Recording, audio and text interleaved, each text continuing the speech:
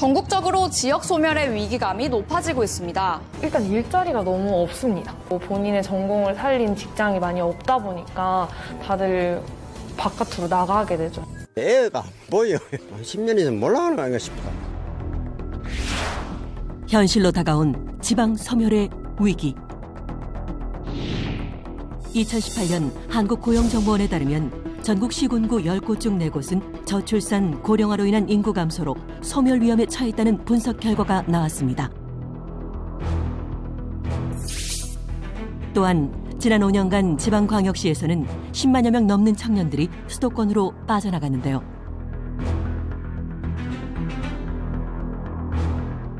지속해서 인구 문제를 해결하기 위한 막대한 세금이 투입됐지만 수도권 쏠림 현상이 심화되면서 지방 소멸이 더욱 가속화될 것으로 전망되고 있습니다. 지방을 살리고 인구와 일자리, 경제 등의 문제를 해결할 수 있는 해법은 무엇일지, 또한 지역 발전을 책임지고 이끌어가야 할 주체는 누구인지 지방자치 30주년 국민이 만드는 나라에서 알아봅니다.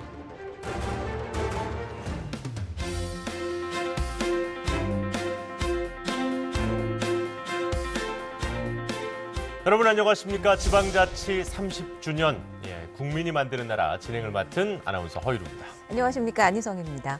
자, 국민이 만드는 나라가 벌써 5회째를 맡고 있는데요. 네. 그동안 모든 회차에서 다룬 이야기들이 참 중요하고 꼭 필요한 이야기였지만 오늘 우리가 이야기할 이 지방자치와 지역 발전은 특히 또 중요한 문제가 아닌가 합니다. 맞습니다. 사실 우리 지역에 있는 여러 가지 문제들이 있잖아요. 인구 소멸, 경제 위기 이런 다양한 문제점들을 우리가 진단을 한번 해보고 지방자치의 관점에서 이걸 어떻게 해결할 수 있을 것인가 함께 이야기를 나눠보도록 하겠습니다. 자, 함께해 주실 분들 소개해드리겠습니다. 조덕호 한국지역개발학회장 나오셨습니다. 안녕하십니까. 한국지역개발학회 학회장을 맡고 있는 대구대학교 조덕호 교수입니다. 네, 그리고 계속해서 김정섭 충남 공주시장 자리해 주셨습니다. 어서 오십시오. 반갑습니다. 공주시장 김정섭입니다.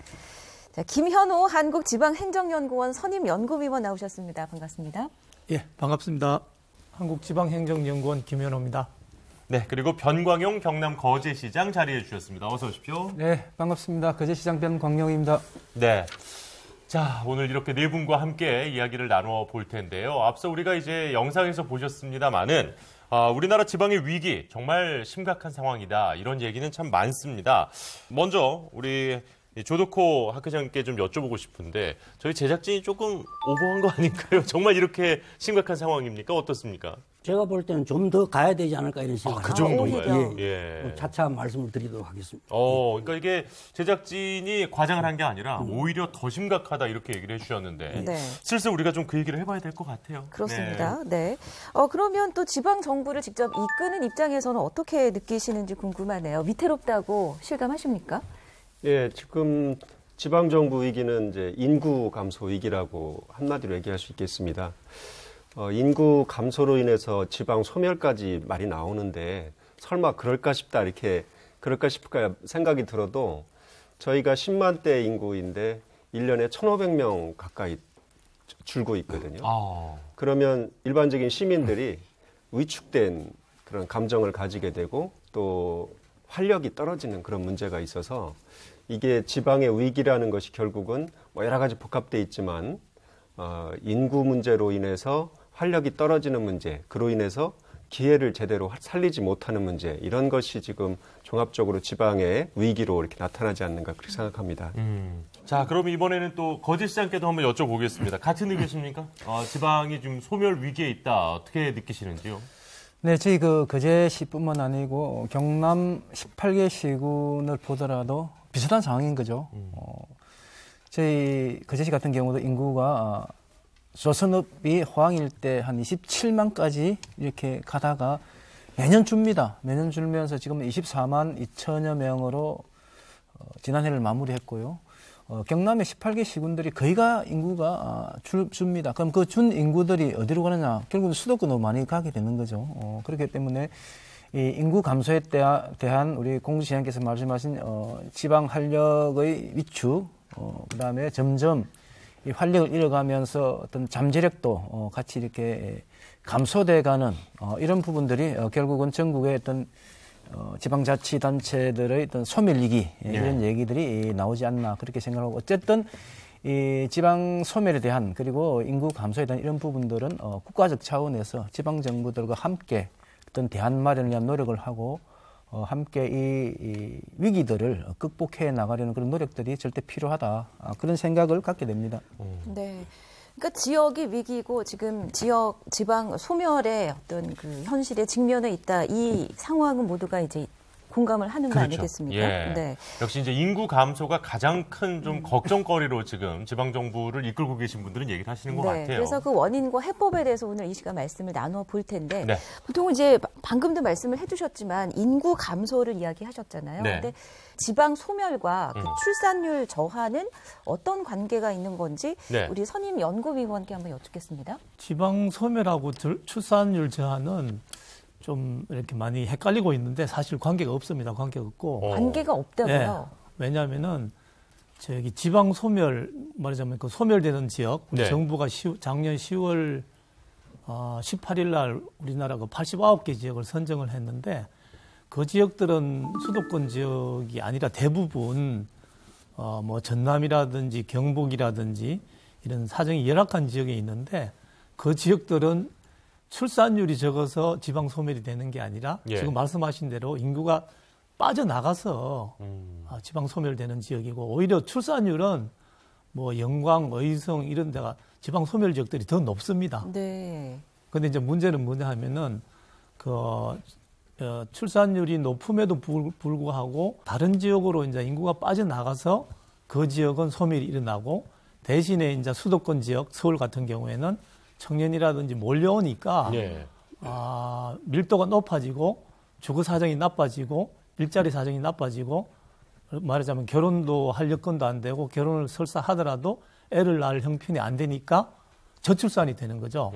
그럼 뭐냐 하면은 지방 소멸로 인해 가지고 사람들이 수도권으로 와서 서울이나 수도권의 출산율을 떨어뜨리니까 지방 소멸이 결국 우리나라 국가 전체적인 인구를 떨어뜨리는 이런 결과가 됩니다. 그러니까 이게 출산율이 낮아져서 바로 지방 소멸이 되는 건 아니지만 지방의 인구가 자꾸 빠져나가는 것이 결과론적으로는 또 출산율의 저하로 이어질 수 있다. 그렇죠. 교수님께서 말씀하실 때 국가 전체적으로 보면은 이 출산율이 이 지방 소멸과 직접 이제 관계가 없다 이렇게 말씀하셨는데 뭐 직접적인 관계가 없다고는 좀 저 입장에서 보면 좀 표현하기 좀 그런 것 같고 어쨌든 국가 전체적으로 인구가 감소하는 부분들은 출산율 감소가 크게 영향을 미치는 것 같고 저희 거제시 같은 경우도 출산율이 한 3, 4년 전에 비해서 3, 4년 전 같은 경우에는 매년 한 4,000명 정도가 태어났습니다. 네네. 지금 지난해 기준하면 한 1,500명 정도밖에 이제 출산을 안 하게 돼요. 출산율이 낮아지는 거는 출산할 수 있는 연령대 젊은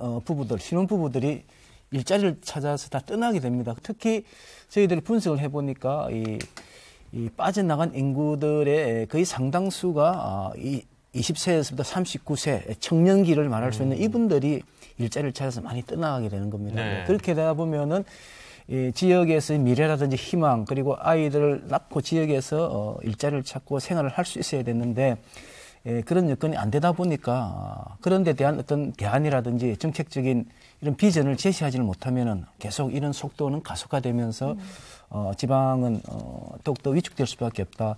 우리 거제시 같은 경우는 다른 어떤 농촌 지역보다는 그래도 좀 양호한 제조업이 있기 때문에 좀 양호한 그런 축에 속하지만 여전히 이 인구 유출을 아주 심각하게 고민할 수밖에 없는 그런 지금 상황에 처했습니다. 네. 공주시장께서도 공감하십니까? 이런 상황을? 저희도 숫자로 말씀을 드리면 1년에 그 1,000명 약간 넘게 돌아가시고 태어나는 것이 한 400명 정도 태어납니다. 그런데 전체 인구 주는 거는 그 갭은 600명 정도인데 전체 갭은 1,500명 가까이 되는 거거든요. 지금 저희 인구 분포를 봐도 20, 30대 인구는 굉장히 홀쭉하고 또 40, 50대 교육을 다 받고 지역에서 그래도 자영업이든 자기 사업을 하고 있는 분들은 또 이렇게 불룩합니다. 그렇게 보면 수도권이나 지방 거점 도시로 유출되고 있는 이 지방 중소도시의 위기, 이거를 일자리 문제나 교육 환경 개선으로도 또 같이 해결해야 되는 그런 문제가 복합돼 있다고 보겠습니다. 야, 이게 뭐 간단하게 일자리라든지 이런 걸로 또 풀 수 없는 문제만은 아니기 때문에 아무래도 이제 지방 정부에서는 또 고민이 좀 깊어지실 수밖에 없는 것 같습니다. 네. 자, 뭐 지금 계속해서 두 분도 얘기를 해주십니다만은 역시 이제 지방의 인구 감소를 얘기할 때 빼놓을 수 없는 게 수도권 집중 현상 아니겠습니까? 그렇습니다. 그렇다 보니까 아무래도 이 지방과 수도권 약간은 좀 또 대립되는 그런 모양새도 보이는 것 같은데 우리 김현호 선임연구위원께서는 이 문제에 대해서는 어떻게 보시는지 의견이 좀 궁금합니다. 네. 하다못해 제2의 도시인 부산까지도 팽개치고 이렇게 서울로 가고 또 얼마 전에 포항에 있는 포스코 회장님이 말씀을 하셨는데 천신만고 끝에 이렇게 취직을 해도 서울에 발령 안 내준다고 해서 조금 있다가 그만둔다 그럽니다. 그래서 이제 되게 특이한 현상인데 제가 생각할 때 이런 거는 아무래도 이제 우리나라가 중앙 집권적인 이런 역사 때문에 그렇지 않은가 이런 생각이 들고요.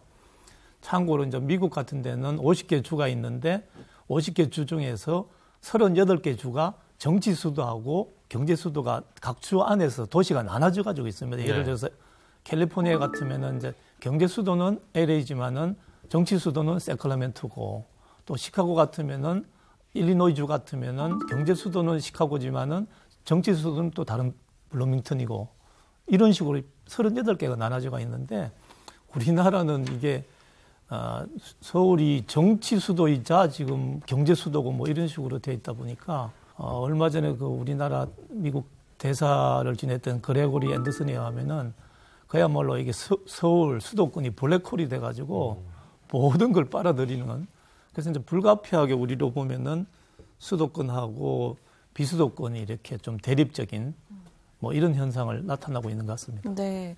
그러니까 블랙홀이라고 이제 표현을 해주셨는데 뭐 일자리, 교육, 환경, 정치, 경제 모든 것들이 이제 수도권에 집중되는 이런 상황이 결국은 지방 소멸을 초래하고 있다. 학 회장님도 그렇게 생각하시는지요?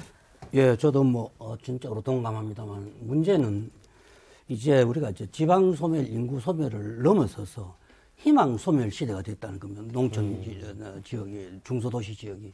그러니까 지금 소멸되는 것 자체가 문제가 아니고 희망이 없으니까 돌아가지 않는다는 겁니다. 그래서 그럼 왜 그래 됐을까를 보면은 우리나라의 모든 이제 경제 발전이나 정치 발전이 이제 세계에서 가장 빨리 되어서 많은 나라의 기반으로 사고 있습니다만 이것은 중앙정부 주도로 되어 있는 겁니다.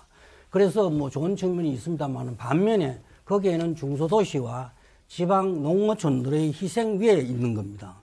그래서 제가 볼 때는 이란의 모든 구조가 그렇습니다. 아까 모든 분야가 정치, 경제, 사회, 문화 모든 분야가 수도권 중심으로 되어 있다시피 이번 가장 쉽게 이야기하면 우리나라 고속도로가 수도권으로 빨아들인 회오리형 깔때기 구조입니다. 이게 무슨 이야기가 하면은 고속도로가 통과하면 그 지역은 중소도시는 다 망합니다. 왜냐하면 접근이 원초적으로 불가능하거든요. 그냥 패스해버리니까. 그렇죠. 국도나 지방도가 건설되면 그 지역은 발전하는데 쫙 빨대처럼 해서 쫙 빨아떨어집니다. 그리고 이미 기울어진 운동장이라기보다 기울어진 시소다. 네. 그래서 시소가 평형이 되려면 한쪽이 더 많은 힘을 눌려줘야 되는데 이미 완전 지방과 서울 사이에는 완전히 시소가 기울어져서 동일한 힘으로는 아무리 가해도 결국 수도권으로 그것이 해외로 지금 빠져나가는 구조로 되어 있습니다. 그래서 왜 이게 이렇게 기울어졌느냐 그 책임이 누가 있느냐? 예. 원초적인 책임은 바로 중앙정부 주도하에 이루어진 모든 정책이 지방의 희생하에 농어촌의 희생하에 되어 있다는 것을 말씀드릴 수가 있습니다. 이제 경제적으로나 어떤 민주주의 측면에서 세계 선도국이 되었지만은 국민이 전혀 행복하지 않은 나라가 되어버렸어요. 그래서 어떻게 하면 이거 이제 고루고루 행복한 나라로 만들 건가에 대해서 차기 정부에서 좀 더 심도 있는 노력을 해야 되지 않을까 생각이 되고 이제 직업의 문제나 이런 건 뒤에 또 계속해서 말씀드리도록 하겠습니다. 알겠습니다. 지금 일단 저도 상당히 좀 공감이 갔던 것 중에 하나가 고속도로 뚫리면요. 이 지역 소도시의 동네 마트를 안 갑니다. 뭐 20분이면은 고속도로 타고 아주 큰 그 지방의 대도시에 가서 그곳에 있는 대형 마트를 가는 경우 되게 많거든요. 사실 환자들도 그렇잖아요. 네. 그 지역의 병원에서 뚫려 있으니까 도로가 맞아요. 바로 또 수도권으로 가게 되는 그 빨대 현상을 우리는 지금 겪고 있습니다. 그 부분 정말 공감을 많이 됐고 네. 또 그리고 역시 이제 중앙정부 주도의 개발을 하다 보니까 그것에 대한 이제 반작용으로 지방이 상당히 이런 어려움을 겪게 됐다 이런 말씀도 해주셨는데 네. 반대로 말하면 지방자치가 또 그만큼 빨리 제대로 이루어지지 않았기 때문에 또 이렇게 중앙정부 주도로만 하면서 발생한 문제다. 이렇게도 저는 이해를 할 수 있었거든요. 네, 그러니까 이제 앞으로 우리가 해야 할 일이 그렇죠. 결국 자치분권, 지방자치에서 해법을 찾아야 되겠네요. 네. 네. 자, 이 의견에 대해서 직접 이제 지방정부를 이끌고 계신 분들의 의견도 좀 궁금합니다. 네, 지방자치가 잘 안 돼서 이렇게 지역 불균형이 생겼다. 우리 공주시장님께서는 어떻게 생각하시는지요? 정치적인 개념에서 지방자치라는 것과 또 지역을 잘 발전시켜서 국가가 균형 있게 발전해야 된다는 것이 다 이렇게 다 복합돼 있다고 보는데요. 지금 저희 충남 같은 경우도 15개 시군이 있는데 굉장히 불균형 발전을 하고 있습니다. 우리 자체도. 그중에 9곳이 인구 감소 지역에 포함되어 있고요. 천안 같은 지역은 인구가 점점 늘어서 지금 65만까지 가고 있는데 제일 적은 군 같은 경우는 3만을 위협받고 있거든요. 그러니까 이런 지방자치와 지역 발전을 통해서 균형 있게 발전시키려고 그러면 이 권한도 많이 줘야 될 것 같은데 그래서 보편적인 어떤 재정권이나 또 자치단체장의 이런 어떤 개발 권한 이런 것에 대한 배려가 좀 필요하고 또 특별하게 더 어려운 곳이 있지 않습니까? 네. 더 어려운 지역에는 더 자치 분권이나 또 균형 발전 차원의 대책이 더 특별하게 필요하다 이렇게 생각을 하는데 지금까지 보면 그 225개 지자체를 그냥 그 똑같은 울타리 안에서 공모제도를 통해서 경쟁을 시키거나 하는 경우도 많이 있고요.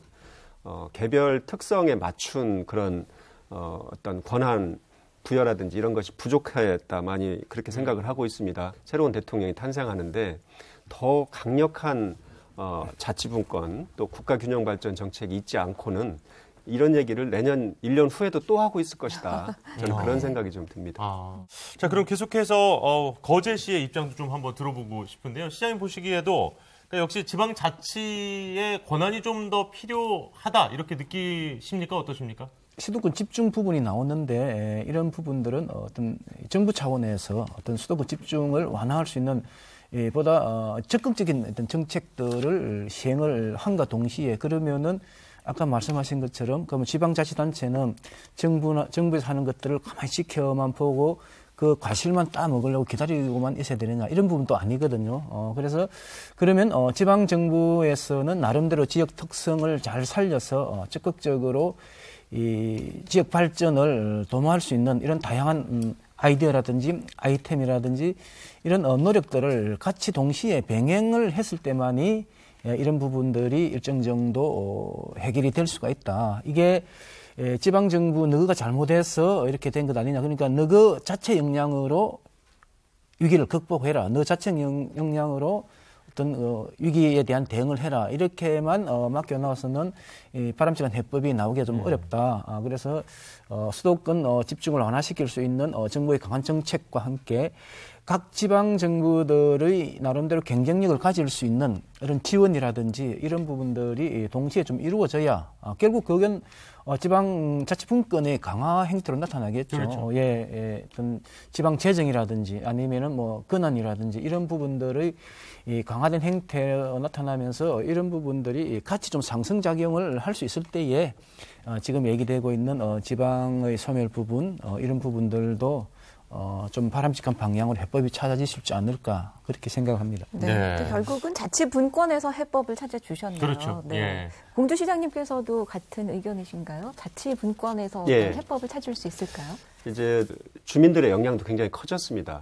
또 지방 공무원들도 기획력이라든지 여러 가지 역량이 커졌는데 조금 더 더 많이 배려를 했으면 좋겠다 싶은 것이 역시 재정 문제입니다. 국세와 지방세 비율을 2대8 정도에서 더 많이 진전시키는 지방세로 전환시켜주는 이런 것이 더 있었으면 그 역량이 커가는 만큼 자기 자립적인 기획도 하고 여러 가지 지역을 발전시킬 정책을 좀 피할 수 있었지 않을까 생각을 하고요. 앞으로 그 재정분권 시책을 그런 방향으로 조금 강화시켜서 잡아야 되지 않는가 그 문제를 말씀드리고 싶습니다. 역시 이제 이 지방세와 국세에 대한 이야기를 또 해주셨는데 지금 현 정권에 들어와서 이제 지방세 비율이 많이 올라가긴 했습니다만 아직까지도 상당히 조금 현장에 계신 분들 입장에서는 아쉬울 수밖에 없는 것도 이해가 갑니다. 또 당초 정부가 목표했던 그 비율보다도 지금 못 미치고 있잖아요. 그렇죠. 네. 근데 이제 이 지점에서 조덕호 학계장님께 좀 여쭤보고 싶은데 지금 국세지방세 또 얘기를 하십니다만은 사실 이게 지방자치단체 간에도 너무 격차가 크잖아요. 그러니까 그런 부분들도 좀 어려움이 있을 것 같아요. 사실은 이제 우리가 지방자치단체를 묶어서 이야기는 굉장히 어렵습니다. 왜냐하면 이제 뭐 서울부터 시작해서 부산, 뭐 대구, 뭐 인천 대도시가 있는가 하면은 네. 거의 대부분의 지방자치단체들은 지방자치를 원치 않습니다. 왜 원치 않나 하면 그 지역의 세금을 걷어서 그 지역 공무원이 봉급을 다 못 줍니다. 그렇게 엄청난 격차가 벌어지고 있거든요. 그래서 그 문제를 해결하기 위해서는 지금 이 문제의 발생이 왜 이렇게 격차가 벌어졌냐에 대해서 고민을 해야 되고, 우선 이제 산업화와 도시화가 중앙정부 주도적으로 했는데, 만약에 우리가 역으로 생각해 보면은 각 지방자치단체의 중심으로 경제 발전을 추구했더라면은 어떤 현상이 벌어졌을까? 예를 들면 이제 미국이라든지 뭐 독일이라든지 유럽의 대부분 나라들이 지방자치를 먼저 하고 그것이 연합돼서 국가가 됐습니다. 그렇죠. 우리는 거꾸로 모든 것을 중앙정부가 다 하고 중앙정부 수도권이 다 하고 나머지 이제 하다 보니까 너무 많이 기울어져서 이제 지방에 겨우 눈을 돌리고 있는 그런 상태입니다. 그래서 각자의 살림은 자기가 살아야 제일 잘 삽니다. 그렇죠? 그래서 지방자치단체는 지방자치단체가 살아야 됩니다. 다만 그것이 얼마나 부족하냐, 얼마나 모자라냐에 대해서 중앙정부가 정확하게 알아야 되는데, 요거는 약간 전문적입니다만은 지금 위성 영상, 그 다음에 지리정보 시스템, 또 우리 내비게이션, 그 다음 통계정보 우리나라 자료가 굉장히 좋습니다. 근데 그 세 개의 자료가 붙어 있지 않아서 어느 지역에 정확하게 얼마나 부족한지, 얼마나 틀린지 잘 모릅니다. 말로만 뭐 어떻고 이야기하는데 실제로 어느 지역에 얼마만큼 자료 부족하고 얼마나 격차가 나고 얼마나 문제가 생기는 것을 그 데이터를 연결하면 소위 말해 위지통, 위성 영상 지리정보 통계 시스템을 위지통 빅데이터로 해서 분석을 하면 실시간에 어느 지역에 얼마만큼 정확하게 데이터가 다 나옵니다. 그걸 이제 분석 프로그램 돌리면 미래 예측까지 다 나오고요. 그래서 그걸 보고 국가 전체 차원에서 균형 발전의 정책을 잡아 나가면 되는데, 그것 없이 그냥 뭐 BC레이, 특히 제가 제일 싫어하는 게 이제 예비 타당성 분석인데, 예비 타당성 분석 무조건 수도권이 통과하게 되어 있습니다. 왜냐하면 수도권에 사람이 제일 많으니까, 이용자가 제일 많으니까 BC 레이수가 당연히 높게 되어 있죠. 그래서 제가 드리고 싶은 말씀은 이와 같은 것들 발상을 전환시켜 가지고 국가를 소위 말해 시소를 바로잡으려는 이사를 가지고 해야 되는데, 그것 없이 그냥 조금씩 해가 해보려는 것은 결국은 수도권의 집중을 가속화시킨 거. 여전히 끊임없이 신도시 개발하고 아파트 짓고, 그래서 도로를 놓으니까 또 환경 문제 생기고, 계속해서 그가 앞으로 전진을 하고 있는데 폭주기관차가 되어버렸습니다. 그래서 폭주기관차를 멈추지 않는 한 우리가 코로나19 시대, 더구나 탄소 중립 시대에 우리가 후발주자로서 패스트 팔로 추종자로서는 성공했을지 몰라도 우리가 이제 선도국으로 가기 위해서는 한국의 발상을, 한국다운 발상을 새로 하지 않으면 안 되지 않을까 하는 생각을 해봅니다. 네, 선임 연구위원께서는 또 해법을 어떻게 찾으시겠습니까? 저는 이제 크게 보면은 국가적인 측면하고 하나는 지방 소멸하는 자치단체 자체 측면하고 이렇게 두 가지가 있다고 보는데요. 미국만 하더라도 전부 다 뉴욕 가지 않고 시카고도 가고 LA도 가고 뭐 이렇게 텍사스도 가고 간단 말이에요. 이제 우리나라 같은 경우는 보면 뭐 제2의 도시인 부산에서도 다 서울로 가자고 이러고 있는 판국이라서 그렇고, 그게 이제 왜 중요하냐면은 얼마 전에 또 모 교수님이 서울대학교 뭐 10개 만들기 뭐 이런 거 말씀하셨다시피 이 대학 문제도 교육 문제도 심각한 것 같아요. 미국 말할 것도 없고 독일, 프랑스 말할 것도 없는데 우리나라만 전부 다 서울에서 해가지고 서울의 대학 쫙 하고 줄 세우기. 네, 그다음에 서울의 꼴찌 대학이 지방에 있는 1등 대학보다도 더 좋고 뭐 이런 거는 좀 잘못돼가 있는데, 왜냐하면 이게 그 지방 소멸을 하기 위한 게 어느 단편적인 처방으로 되는 게 아니라 이제 복합적이어야 된다는 거죠. 그래서 이제 예를 들어서 수도권에 대극할 수 있는 거점을 한 2개를 만든다 그러면 거기에 일자리, 그야말로 좋은 대학, 좋은 고등학교 이렇게 다 들어가 있으면서 거기서 이제 자립할 수 있고 스스로 이제 성장 동력이 될 수 있게 하는 거죠. 국가적인 측면에서는요.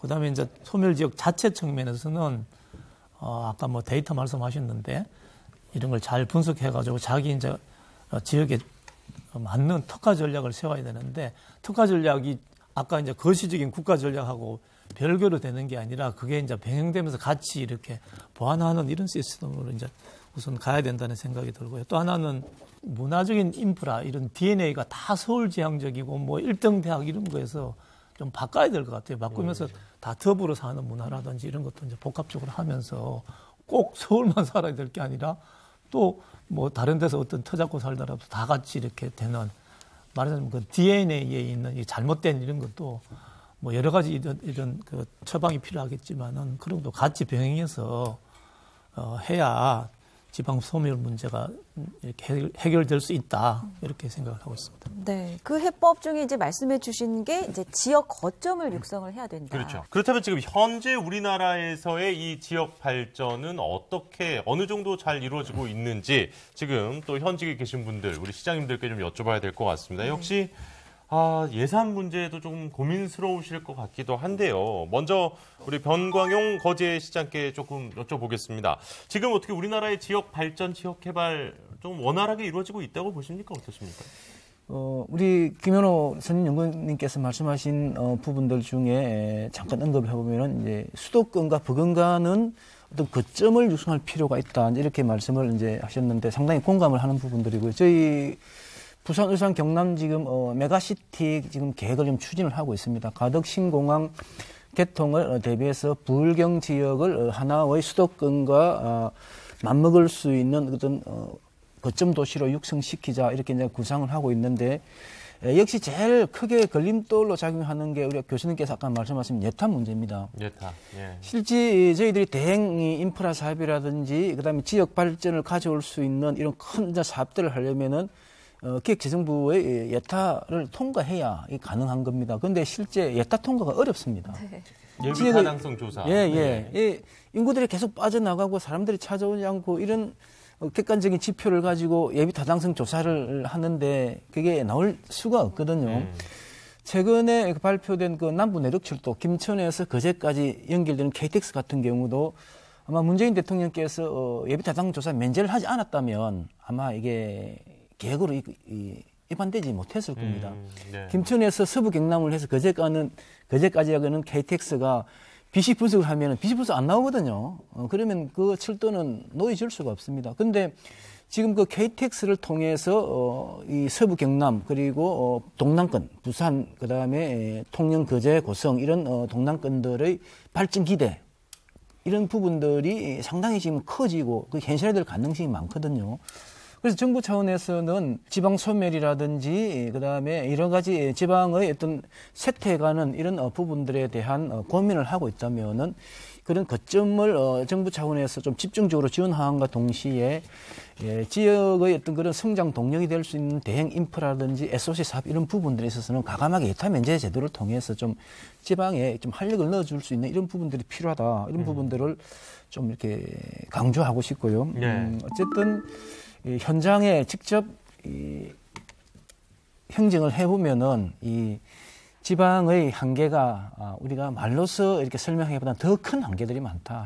실제 조그만 중소도시는요, 어떤 웬만한 사업을 할 수가 없습니다. 이 재정 부담 때문에. 결국 그러면은 보통 교부세라든지 그다음에 공모사업 이런 것들을 통해서 이렇게 선정을 받아서 이렇게 사업을 할 수밖에 없는데, 그런 키들을 이제 다 중앙정부의 기준에 맞게끔 정하고 있는 거죠. 그럼 우리 지방정부들은 그에 따라서 맞춰서 이제 할 수밖에 없는 이런 현실들이 있고, 실제 우리가 생각하고 있는 이런 위기들에 대한 해법들을 현장에서 구체적으로 이렇게 실현하는 얘기가 여러 가지 좀 제약이 좀 많다. 그런 말씀을 좀 드리고 싶습니다. 사실 그 예비 타당성 조사라는 게, 그러니까 지금 시장님 말씀을 들어보면 그런 거 아니겠습니까? 이게 사람들을 우리 지역으로 더 끌어오기 위해서 이게 필요한 건데, 사람이 없으니 이건 안 된다라고 해버리면 맞습니다. 도대체 어떻게 그 사람을 우리가 이제 끌어올 수 있겠냐, 지금 이런 얘기를 해주신 것 같고요. 예, 그래서 저희들이 이제 그런 부분들을 호소를 합니다. 기재부 예비 타당 조사 이런 데 하면은 잘 안 받아들여져요. 그게 현실입니다. 예. 너무 좀 와닿는 말씀을 또 해주셨습니다. 네. 우리 김정섭 공주시장님 의견도 좀 들어보고 싶은데요. 공주 쪽도 어떻게 좀 지역 발전과 관련해서는 현장에서는 어떻게 보고 계십니까? 뭐 공주 충청권도 마찬가지인데요. 저희도 예타 관련된 얘기가 하나 있습니다. 국가철도인데요. 공주를 거쳐서 부여, 청양, 보령으로 가는 조판선이라고 해서 조치원서부터 예. 판교까지 보령 판교입니다. 이게 일제시대부터 있었던 철도 계획입니다. 근데 가장 최근에도 예타가 받아들이지 않았어요. 지금 말씀드린 대로 필요성은 있는 것 같다. 충청 산업문화철도라고 저희는 이름 붙이고 있는데요. 그런데 암만 해도 경제성이 안 나오는 겁니다. 예. 그래서 저희 지방에서 지역 발전 내지는 지역 개발을 위해서 하는 보통의 방식이 이렇게 국가 사업을 요청하는 거 아니지 않습니까? 도로, 항만, 철도, 공항. 이게 이런 거에 걸리니까 그 다음에 이제 저희가 하는 방법이 공공기관 좀 나눠주세요 하는 방식입니다. 국가 공기업과 공공기관이 수도권에 집중돼 있고 아직도 그 많은 그 공공기관들이 이전할 수 있는 여력이 있는 곳이 많이 있습니다. 이것을 혁신도시를 건설하든 그렇지 않든 지역 개발을 위해서 각 지역의 고른 발전을 위해서 분배 전략을 강하게 갈 필요가 있고요. 그래서 저희가 자구적으로 이런 것들이 잘 안 되는 상황 속에서 하는 것이 이제 민간 투자 유치인데 민간 투자 유치도 이제 산업단지 개발이라든지 이런 것을 통해서 아니면 어떤 레저단지 개발이라든지 관광 인프라, 호텔이라든지 골프장 이런 것을 이제 유치를 하는데 그분들은 당연히 이제 수익이 나야 그렇죠. 투자할 수 있는 것이기 때문에 땅값이 싸다. 이런 것은 오지 않으시죠. 그러니까 땅값이 문제가 아니라 땅이 조금 비싸더라도 예. 더 많이 오는 자리를 원한다는 그렇습니다. 거군요. 종합적으로 그분들은 경제성을 따지겠는데요.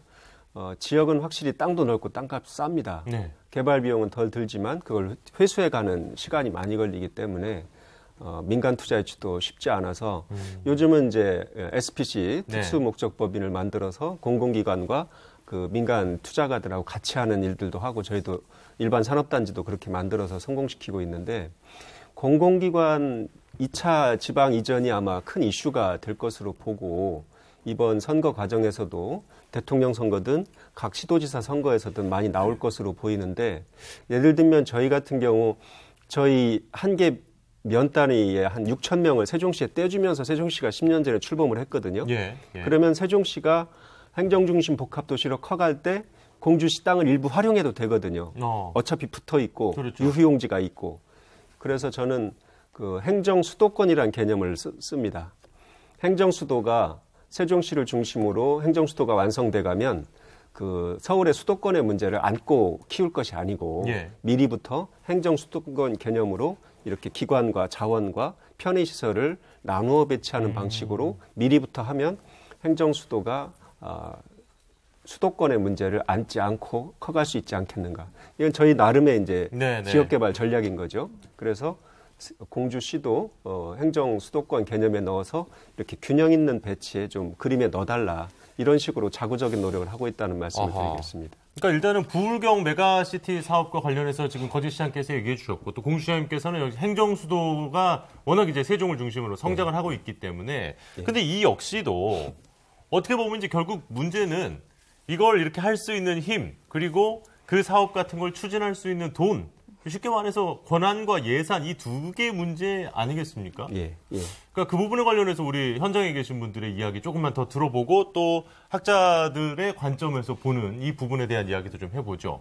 거제시장님께 먼저 좀 여쭤볼게요. 권한과 예산을 그러면 중앙정부에서 지방정부로 어느 정도 이양해야 좀 일을 내가 원하는 대로 우리 시민들을 위해서 하실 수 있겠다. 어떻게 느끼십니까? 저희들이 이 재원을 통해서 다양한 어떤 시민들의 욕구, 수요에 대응을 하고 그다음에 새로운 어떤 비전을 만들어내려면은 실제 많은 예산과 그다음에 인허가 관련이라든지 이런 이 절차적인 부분에 있어서 좀 재량권이 좀 부여해야 되는 이런 측면들이 참 큽니다.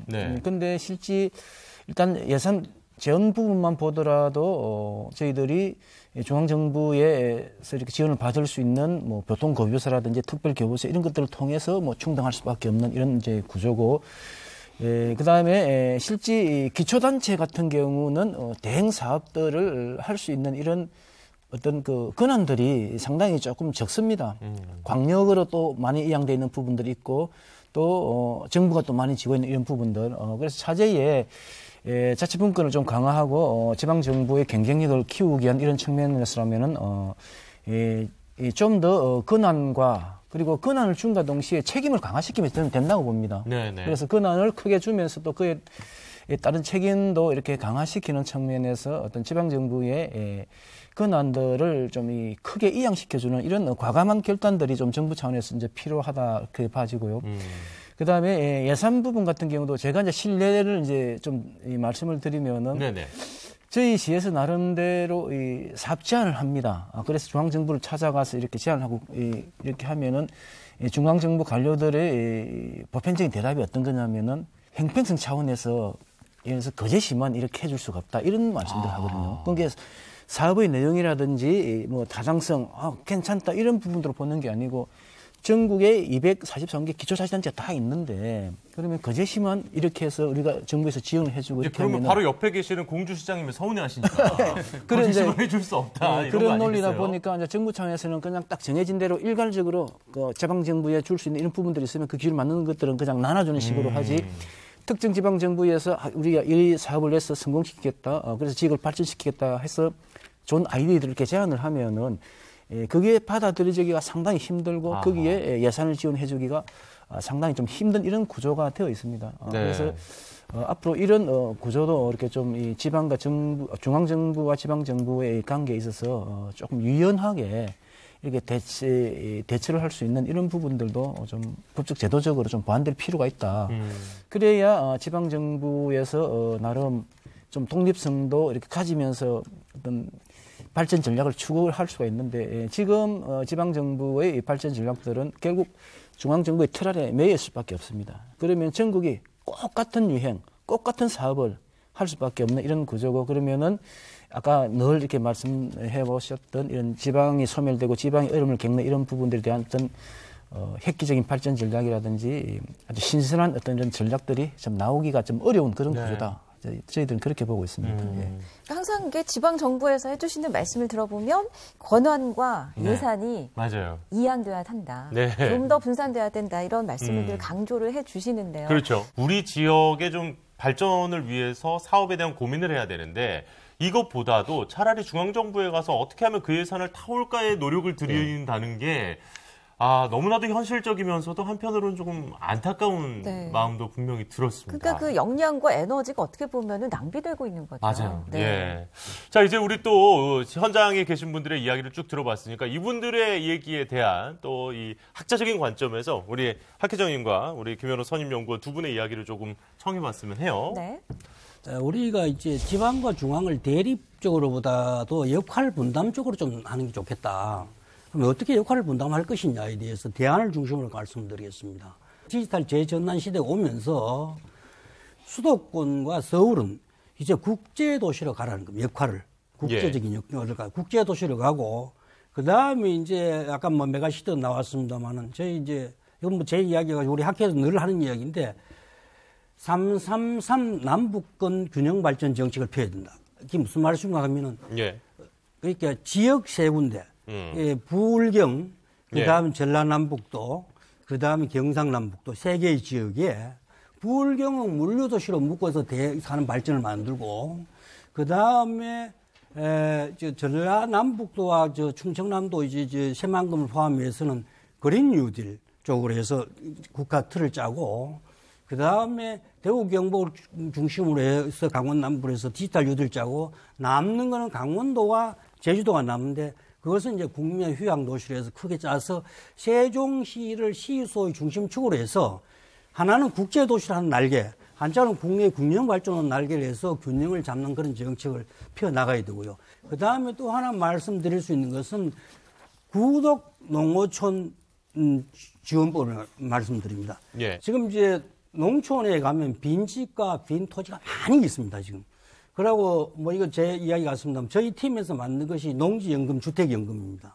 그래서 도시에는 주택연금, 중소도시, 그다음 농촌에는 농지연금에 가입을 하고 하면은 일정한 지원을 해줍니다. 그래서 그 농지를 이제 노인들이 농사를 제대로 못 짓고 폐농지도 많이 그걸 모아서 도시의 젊은들이 농촌에 가면은 농지도 지원해주고 물론 소득도 보장해, 기본소득 등등의 보장을 소득도 보장해주고. 그 다음에 주택은 빈주택에서 구독주택에서 해서 그걸 농촌에 가면은 농지, 그 다음에 직업, 토지를 해주고 그 다음에 농촌에 가서 대학을 다니면은 온라인으로 다닐 수 있으니까 투하우징 팔리시. 그러니까 도시 농촌을 자꾸 갈라치지 말고 그래서 전국도 이제 와이파이 시대가 열릴 텐데 네네. 그러면은 이제 도시에 직장도 다니면서 또 농촌에 농사 짓고. 자, 그런 식으로 여기서 갈수록, 제가 학 교장님 말씀을 쭉 듣다 보니까 이게 너무 공감이 갑니다만 결국 이게 상당히 돈이 많이 들어갈 것 같거든요. 그러니까 연금도 그렇고 지원책도. 근데 이거에 대한 질문을 하나 드리고 싶어가지고요. 그 지역이 불균형하게 발전하는 것도 어떤 분들은 일정 부분은 지역 책임도 있는 거 아니냐. 물론이죠. 그런데 왜 이렇게 수많은 국가 예산을 지원을 해서 지역 발전에 우리가 열심히 낸 세금을 지원해야 되느냐 이런 분들의 의견에는 뭐라고 좀 얘기를 해주시겠어요? 농지연금이나 주택연금은요 돈이 추가로 드는 게 아닙니다. 묶여 있는 자산을 풀어서 쓰는 겁니다. 네네. 어차피 이제 조금 그 시기하면 농지나 주택을 매달 조금씩 파는 겁니다. 정부에서 이제 보증을 써줘. 그래서 이제 나이가 죽으면 돌아가실 되면 이제 끝나면 끝나는 거고요. 예. 그다음에 만약에 남으면은 자손들한테 이제 상속이 되는 건데 그래서 고정되어 있는 자산을 유동화시켜서 활용하자는 거예요. 그래서 그것을 노인들한테 주고 그다음에 어차피 기본소득이나 기본주택을 이제 기본소득을 특히 이제 지금 하고 있잖아요. 지금 벌써 그런 중인데 그것을 그냥 지급할 게 아니고 그러니까 창업을 하거나 취업을 할 경우에는 좀 더 주는 겁니다. 그럼 어떤 현상이 벌어지면은 대학에서 예를 들면 이제 창업을 하거나 취업을 하면 할 공간이 없잖아요. 그래서 지역에 있는 공장이나 공단들이 그 공간을 제공해주고 거기 가서 실습실처럼 활용을 하고 바로 그 지역에 취업을 하고 그럴 경우에는 기존에 있는 소득 받는 봉급에다가 좀 더 추가로 지원을 해주는 겁니다. 포르투갈에 가시면 혹시 아시는지 모르겠습니다만 바두라 아주 국가적으로 유명한 그런 곳이 있습니다. 네. 그러면 쉽게 하면 우리나라를 시면 어떻게 되냐면은 그 국악과 졸업생들이 뭐 예를 들면 대구면 대구, 서울이면 서울에서 나와서 그 공연장에서 공연도 하고 식당도 운영을 하면서 경험도 쌓고 창업도 하고 이렇게 되는 겁니다. 네네네. 그래서 거기에 따라서 할 때는 일정의 지원을 해주고 하는 겁니다. 그래서 이제는 학교, 공장 이런 걸 자꾸 나누지 말고 학교의 실습실이 꼭 공장이 되고 그다음에 예를 들면 농가대학이면 농장이 곧 실습이 되고 그런 식으로 해서 이제 시장 경제, 공유 경제를 넣으면서 우리가 이제 구독 경제로 가고 있는데 구독 농어촌 지원법을 하면은 특유의 예산을 많이 들지 않고도 충분히 해결할 수 있다고 봅니다. 그래서 이제 그게 이제 소위 모기지하고 영모기 주택연금을 합치면 평생주택이라 그래가지고 평생 동안 소유권이 보장되면서 편안하게 살 수 있는 평생주택 프로그램이 또 제공할 수가 있을 겁니다. 네. 알겠습니다. 근데 이렇게 예산 얘기를 말씀을 해 주셨는데요. 현재 우리나라에는 국가균형발전 특별회계 제도라는 게 있지 않습니까?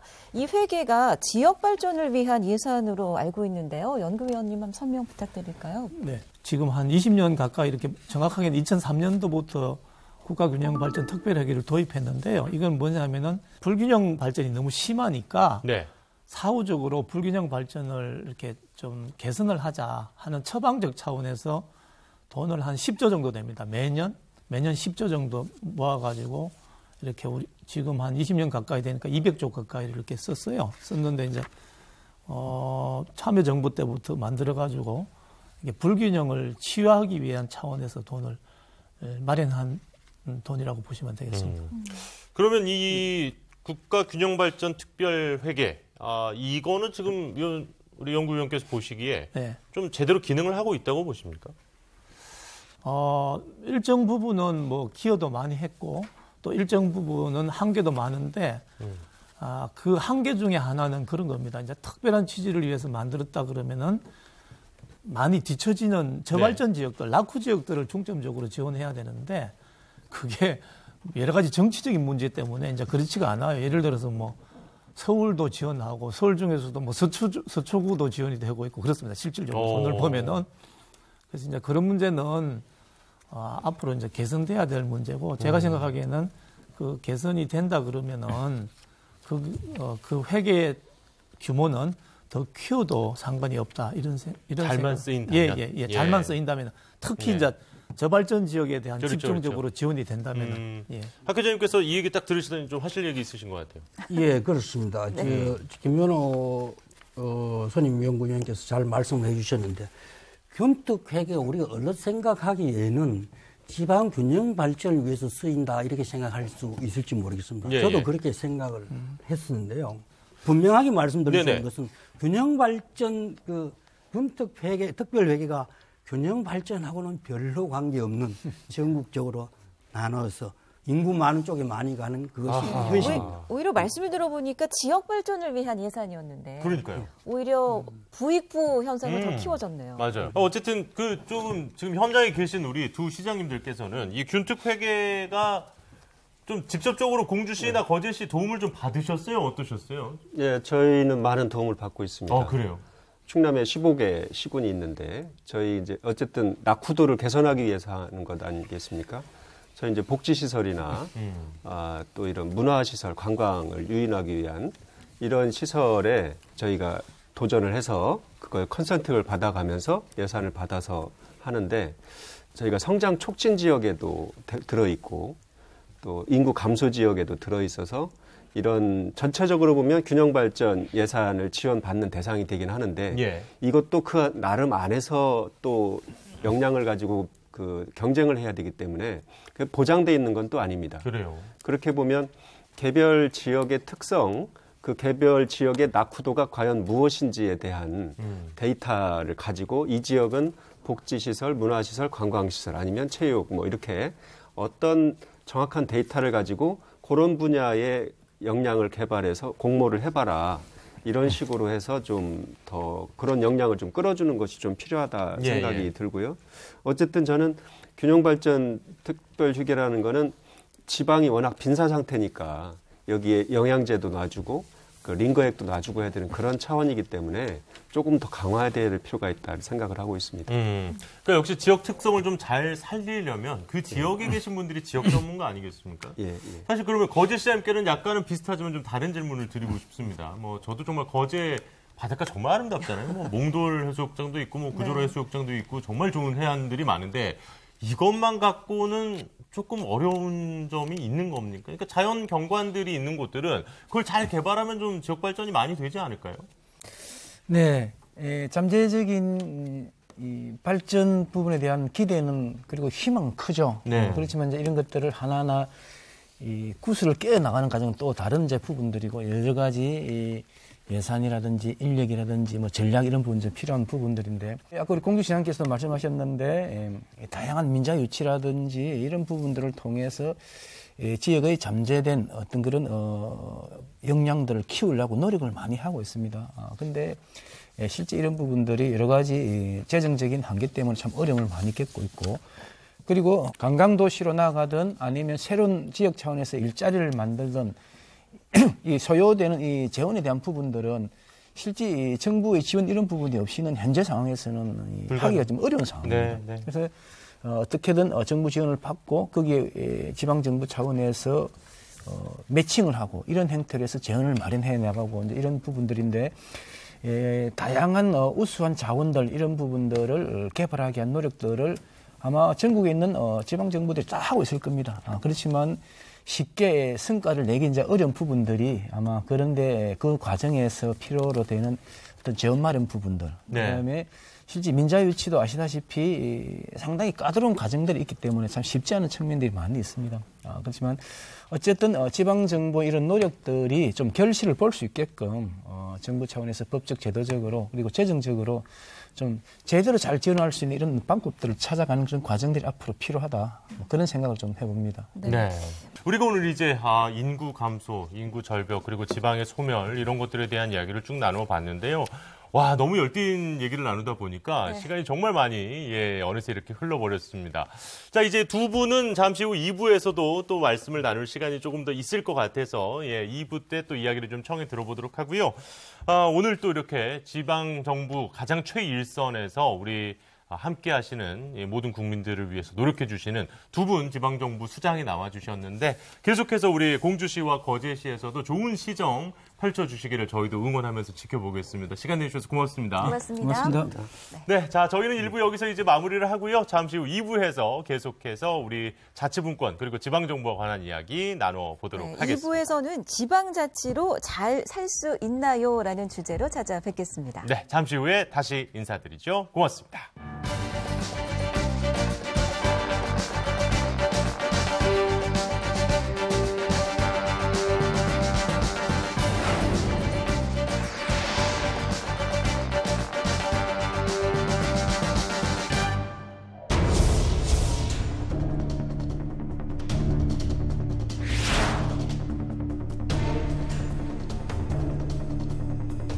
인근에 있는 다른 식품업체도 청년 노동자를 구하지 못해 공장을 60%만 가동하고 있습니다. 청년 근로자들이 자체가 없다 보니까 공장은 가동이 돼야 되는 상황이고, 이렇다 보니까 이제 나이 드신 분이라도 이제 저희들이 이제 뽑아가지고 운영을 좀 하고 있는 부분인데.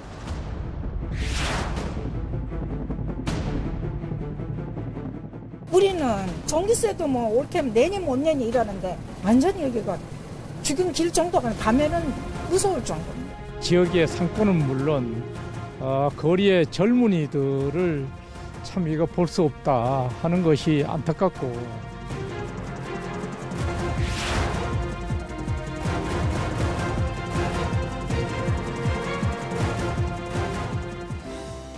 네, 지방자치 30주년 국민이 만드는 나라, 지방자치와 지역발전 2부. 예, 지방자치라면 우리 잘 살 수 있나요? 이제 다시 한번 이야기를 시작해 보도록 하겠습니다. 네, 지역발전에 대해 또 깊이 있는 이야기 나눠 주실 분들 모시겠습니다. 1부에 이어서 2부에도 함께하고 계십니다. 조덕호 한국지역개발학회장, 김현호 한국지방행정연구원의 선임연구위원이십니다. 네, 어서 오십시오. 네, 반갑습니다.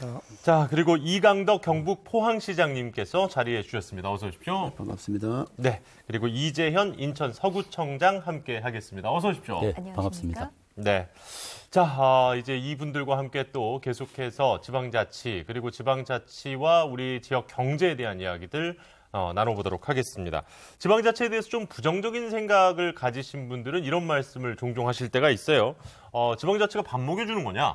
지방자치 하면 우리 잘 살 수 있는 거냐? 뭐 이렇게 이 의문을 가지신 분들도 좀 있는 것 같은데, 어떻게 보면 이제 우리 얘기의 가장 결론적인 그런 부분이 될 수도 있을 것 같습니다만, 먼저 우리 조덕호 학회장님, 2부 시작하는 이야기로 지방자치 하면 지역경제 활성화, 이거 가능한가요? 예, 됩니다. 오, 시원하게 답해 주셨어요. 무슨 말씀이고 하면은, 우리나라는 뭐든지 1등 하는 걸 굉장히 좋아합니다. 네네. 그래서 중앙정부 중심으로 해서 경제 발전도 이루고 민주주의도 이루었습니다. 그거는 빛입니다. 반면에 그림자 또한 1등입니다. 세계 자살률 1위, 불평등률 1위, 그 다음에 그 불균형 1위 등등 여러 가지 이 불명예스러운 1위를 가지고 있습니다. 네. 오늘은 이제 이 토론을 통해서 이 불명예스러운 1위를 어떻게 명예스러운 1위로 바꿀 거냐의 문제인데, 하나만 말씀드리면은 왜 지방자치를 해야 되냐? 우리 살림은, 내 살림은 내가 사는 게 가장 잘 살 수 있습니다. 그렇죠. 그 지역은 지역 사람들이 사는 게 가장 잘 살 수 있습니다. 그런 문제를 가지고 만약에 오늘 이제 소위 그림자 1위를 빛의 1위로 만들어서 세계 선도국으로 갈 수 있으면 좋은 기회가 되지 않을까 이런 생각을 하면서 간단히 말씀을 마치겠습니다. 네. 그 말씀을 듣고 보면 이제는 뭐 지방자치를 왜 해야 하는가 이런 질문 자체는 의문이 될 수밖에 없겠습니다. 그래요. 제가 좀 바보 같은 질문으로 시작을 하긴 했는데 네. 사실 그렇게 말씀해 주신 것처럼 내 지역 살림은 당연히 내 지역이 제일 잘 알고 잘 할 수 있는 것 아니냐, 네. 뭐 이런 이야기를 또 해주셨습니다. 근데 그럼에도 불구하고 우리가 앞서서 본 영상에서는 지금 지역 경제가 상당히 심각한 상황 맞아요. 아니겠습니까? 네. 자, 그래서 오늘 이제 현장의 두 분의 목소리를 잘 들어봐야 될 텐데, 네. 그런데 포항과 인천 서구청장 모셨거든요. 그러니까 그 왠지 이렇게 두 분 오신 데는 네. 저희가 흔히 생각하기에는 그래도 조금 여유 있는 그렇습니다. 곳들 아닌가. 네, 인천 서구는 일단 수도권이시고 네. 또 포항에는 우리가 그 잘 아는 모두가 아는. 그렇죠. 굴지에 또 이 제철 기업이 있는 곳 아니겠습니까? 네. 먼저 서구청장님 어떻게 느끼시나요? 네네. 아마 인천 서구가 수도권에 소재하기 때문에 수도권이기 때문에 말씀하셨다시피 괜찮은 곳 아니냐 이렇게 얘기를 할 수 있는데, 수도권 내에서도 이 불균형, 그 다음에 서울의 그 극일주의라고 좀 이렇게 얘기를 하죠. 그러한 곳이 바로 우리 대표적인 게 우리 인천 서구입니다. 인천 서구 하면은 다 기억하지 못하실 겁니다.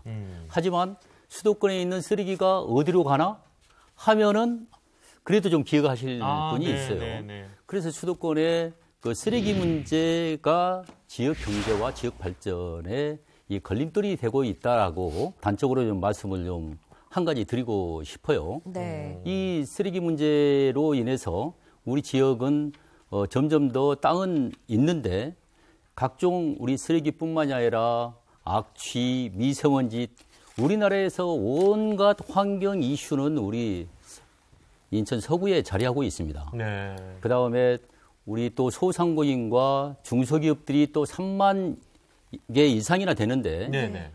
기업 환경이 별로 좋지 않은 거죠.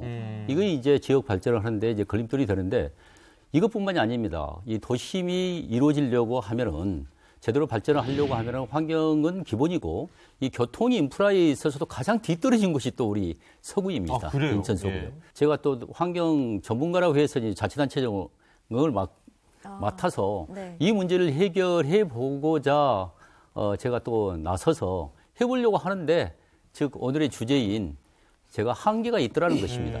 저도 이제 중앙에 근무를 하다가 네. 지방자치단체를 처음으로 맡았는데 이렇게 어려운가, 이렇게 정말 기울어진 운동장인가라는 것을 실감하는 문제도 바로 우리 지역의 현안 문제가 해소되지 않으면서 지역 경제나 그다음에 소상공인과 중소기업을 살리는 정책을 온전히 펼 수 없다. 네. 그래서 제가 갖고 있는 권한과 재정을 총동원해서 이러한 환경 문제나 이러한 걸림돌을 해소하기 위해서 노력을 해보았지만 여전히 중앙 집권의 이 재정 문제나 또 인력 문제나 또 각종 권한의 문제에 있어서 한계가 있다 보니까 지역 경제를 살리는 데 있어서 이 발전적 측면 그리고 효율적인 측면을 가져오지 못하고 있다. 이런 말씀을 드리고 알겠습니다. 싶습니다. 뭐 어떤 부분들이 조금 더 이제 직접적으로 실제 겪으셨던 좀 어려움들이나 이런 구체적인 이야기는 오늘 좀 천천히 나눠보도록 하고요. 또 이제 이강덕 포항시장님 나와주셨는데 저희 아까 질문이 조금 그랬습니까? 괜찮으셨습니까? 예, 뭐 말씀하시다시피 우리 포항이 제철 산업으로 우리 대한민국 현대화, 근대화, 산업화 이런 것을 성공시킨 그 도시거든요. 그렇죠. 또 그에 따라서 철강 산업으로 한 50년간 주축 산업으로 잘 키워왔고 일자리도 거기서 많이 나왔는데 최근에 중국에서 이제 철강이 굉장히 많이 생산되고 이렇게 해서 국가 간 경쟁이 굉장히 치열해졌습니다. 아울러서 미국발 또 관세라든지 이런 것들이 세져서 실질적으로 철강 산업이 주축 산업이 주력 산업이 우리나라에 되기는 어려운 그런 실정이 있거든요.